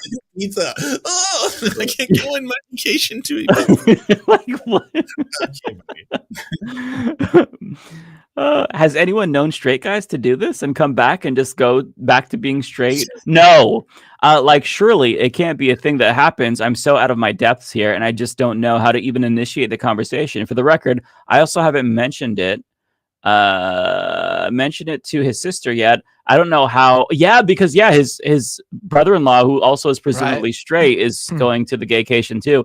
I don't know how I'd even break it to her. Thanks for any help. I just don't even want to think so about being able to get this out there. Helped even just a little bit. Edit. Wow, this blew up. Okay, so we got dates. This has been incredibly sobering, and I think I've now confirmed what I already knew to be the case. The marriage is dead one way or another. In a way, I was in denial myself about that. I have contacted my sister-in-law, and she initially screamed at me, calling me a liar, and even insinuated I was trying to steal her husband. Wow, that's a different level of mental illness that can be addressed at a separate time. I don't think he's interested in you, but okay. She ran You're me looking back way shortly. too much into this gaycation, Barbara. Okay, you're looking way too. What don't you understand? What happens at gay station? Gaycation stays at gaycation. God damn it! At the gay station. Men need this. My husband's been going for years. Yeah, here to Ibiza. Whenever Paul Oakenfold plays, he's there. She rang me back shortly after and apologized and admitted she was in deep, deep shock. I've asked my parents to look after the boys, and we're going to meet tomorrow to discuss this deeper. I've also texted my husband and told him we will need to make alternative accommodation arrangements, but he will not be sleeping here tonight, and a bag will be waiting for him. Not sure if the mods want to lock the post or not, but I think I've got my answers. Thank you to all for the kind words, especially Champion How kind Flight. my wife has packed me. How kind my wife has packed me up for the gaycation. He comes back to the house soy facing. Is this what I think it is? Oh, you changed your mind? Oh, you get the pass forever. You never have to worry about this again. You can go to perpetuity. P.S. I see a lot of people asking about the aquarium, and at risk of doxing myself, yeah, I'm curious about the aquarium too. There's a pretty famous aquarium in the UK called the Deep. At the very end, you walk through a tunnel that goes underneath the main fish tank, so it's quite immersive, I suppose. I'm still confused. My husband explained the aquarium thing in that it's a bit like that. You go there and you observe the fishes. You even get a bit up close, but you never actually enter the water, get emotionally invested, or become a fish gay. So it doesn't really count. It was a very bizarre analogy, and I pointed out it still makes no sense, and he just got more in a huff, and how I just don't get it, and frankly still don't. Well, I think it's understandable that she doesn't get it, brother, because I don't get it too. I mean, what are you trying to? The aquarium analogy equivalent would be if like he went to the gaycation and just watched the other gaycation attendees go about their business, and he never participated. Right, he wants to participate. He's clearly asking to participate. So it's the equivalent of like jumping into an aquarium tank and like grabbing a pufferfish and just it's like a petting zoo. You had to explain it.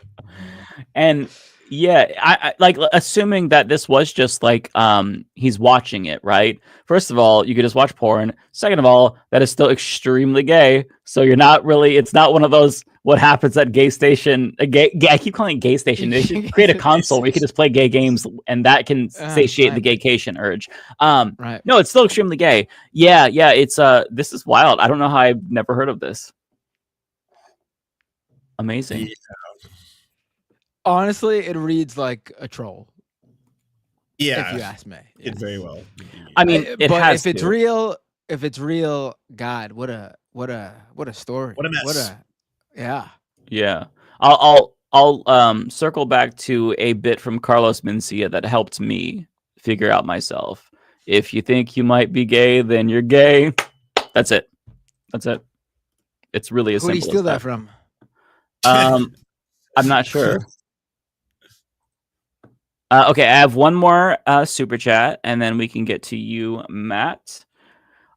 Tiger says, a while back, Tom Homan was threatening to arrest AOC, and her response live on stage was, all right, then come for me. It pops up in Google searches. Yeah, he never does. He always backs down because fascists are cowards. Same thing happened with Gavin Newsom, and he backed down immediately. Okay, Matt, it's all you. I've got to go to the bathroom while you read yours. All right. Bay Photo with a super chat. Reminder to finally play that guy's song. I did. Thank you. I appreciate the reminder. Tokyo Hans with a super chat. New Yorkers, make sure to vote for the right candidate, or I will tell everyone New York pizza is overrated. Love you all. No Cuomo. Yes, please vote for Zoran Mamdani. That's who I'm ranking number one. And if you'd like to fill out the rest of the ballot and rank, you should, just to be sure that in a bizarre scenario where Zoran doesn't make it to the end, your vote isn't just thrown out. It goes to an anti-Cuomo vote. I'm putting Brad Lander number 2. I've not figured out how I'm filling out the rest, but I am putting a 3, 4, and 5. Probably something that looks like what Emma Vigland's, if you want to look at her tweet with her rank. What was that? Yeah. She put up, let me, cause I forget. But I think it's Michael Blake, Adrienne Adams, who I don't know if I'm going to put her now that we know that she's refusing to endorse the Working Families Party slate. Like, she won't endorse anyone else. She won't co-endorse anyone else. And she's not even co-endorsing the Working Family Party slate that she is literally on herself. So I don't know if I'm going to put her on anymore. But Zelnor is another one. I mean, just don't put Cuomo. That's pretty easy. Foresto with a super chat. Our politicians are completely oblivious to the consequences of war with Iran, complete destruction of Middle Eastern oil production, and loss of global hegemony. Yeah. Red Fox. What was that? But war. You gotta have war. Yeah, of course. Red Fire Blue Ice with a super chat. War or any crisis equals inflation increase. It's going to affect everything. As much as people would like to pretend it doesn't. Riddlor CVA. Oh, yes. Please play the song tonight. Sent it to you again. Riddlor is how the name is said. Oh, that would have been helpful to know before. Left is best. It was a great song. Really appreciate it. I really, truly, and I think everyone else here really, truly likes it. Very good. Yeah. The production, the arrangement, it was really well done. But for an intro, the arrangement wasn't perfect. If I'm gonna have one complaint, need that part up front. But really great. Tokyo Hans with a super chat. If Ted Cruz is allowed to base his politics on a storybook, so should I. Gather around, everyone. Let me tell you about the gospel of the very hungry caterpillar. Yes. It's a great book, too. It's a great book. Feral Jane with a super chat. For good comedy on current topics, please check out Josh Johnson. His YouTube piece on Luigi Mangione is fabulous and nominated for an Emmy. What, really? Damn. Is this the one that others recommended? Because I know you all recommended one, and I haven't seen it yet, but I subscribed to him and plan on watching it. That's really interesting. Take off, friendos. I'll send all of my chat to you, Matt. Take care, Lance. That's cool. And thank you, Lance, and have a great night. I have to check that out. Donald James, member for 23 months. Binder rules. Thank you so much, Donald James. Liam Sloan with a super chat. Could I recommend a future guest? Dylan Burns is amazing and could bring some unique perspective on world events. He is lib-coded but has a lot of knowledge on foreign affairs. Yeah, Dylan Burns is a friend of the show. He's been on my stream before. We've rated him before. Yeah, I brought him on my show multiple times. Yeah, he should come on Leftist Mafia if he wants. Yeah, absolutely. Rachel Atwood with a super chat. Are you ready for Mayor Mamdani magic? From your lips to someone's ears. Taka Oroku with a super chat. Happy 1 week B-Day, Binder Baby, and happy Poppy. Thank you so much. I appreciate it. Yes, it has been 1 week. And it was a good 1 week. It's been a difficult week too so far. Tokyo Hans with a super chat. Mike is clearly straighter than the straight pride guy. I don't know about that, but no, I don't know. I think you're right though. Yes. Yeah, I probably am. And I'm not confused over, if what that guy is all about. I just don't know if Mike was comfortable with me classifying him as straighter than. No, I understand what Tokyo Hans is saying. Yeah, absolutely straighter than him for sure. We're both like at the very edge of the spectrum, but like if you really dive deep at the micro level, I'm straighter than him for sure. You're looking really deep into this, Mike. Oh, I've done my research. I'm an expert. Yeah. For us though, straight pride is group dick pics with the boys. I mean, that's really like what do they do? I don't get it. Tokyo Hans with a super chat. Are there straight cruises for men only? Asking for a friend. I wouldn't surprise me, honestly. Who knows? Yeah, anymore? probably. Yeah. Maybe a sports cruise. Is that a thing? Because only men would be there. No, but there's a lot of women who are into sports though, so you'd get women on those cruises for sure. Yeah. Riddlor CVE again with a $10 super chat. I will re-edit and resend the song soon. And Lance, I know Mocha only. I'm from the LA Underground and I've collabed with a lot of BC rappers. I rap and produce from Project Blowed. Oh, interesting. Wow, you've been doing this for a long time to be collaborating with BC rappers. I mean, you go back thousands of years. It's such a cornball. It's a dad joke. I'm sorry. It's a dad joke. Look at that dog. Look at that dog. My God. I can hold a dog because I'm in this chair that's not super tiny.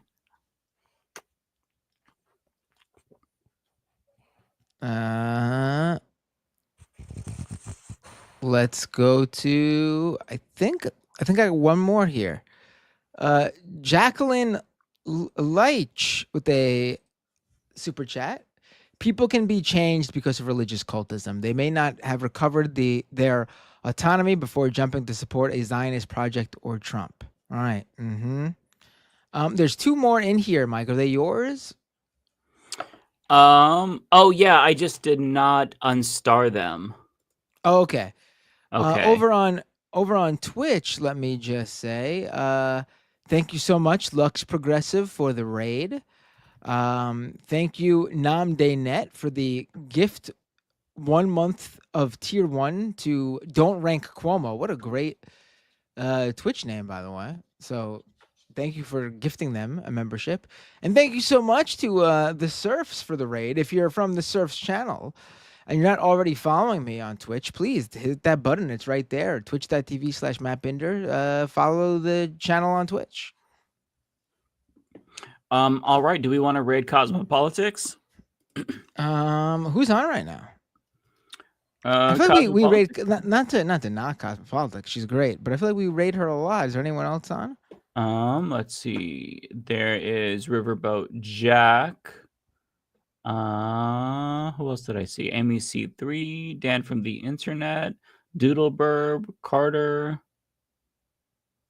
That's all that I know that I recognize. Yeah, we could raid her. We could raid Cosmopolitics. Okay.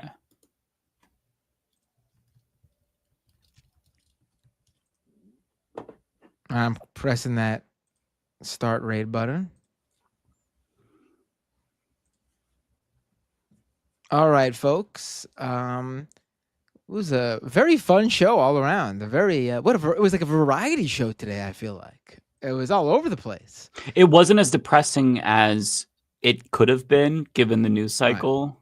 So that's nice to get a little break. Hey, I feel like Leftist Mafia is here to give you that reprieve while also bringing you the news. I feel like that's what we're here for on a Thursday night, close to the end of the week, just trying to give you guys a good time, while also getting you guys up to date with what's going on. I feel like most of the time we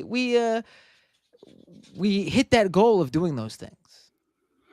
We try, at least. It depends on our moods. We're human too, and we get down from the news. So, all right. I'm gonna hit that raid now button, Mike. You too. Yep. All right. Have a great night, everyone, and we will see you next week. Take care, everybody.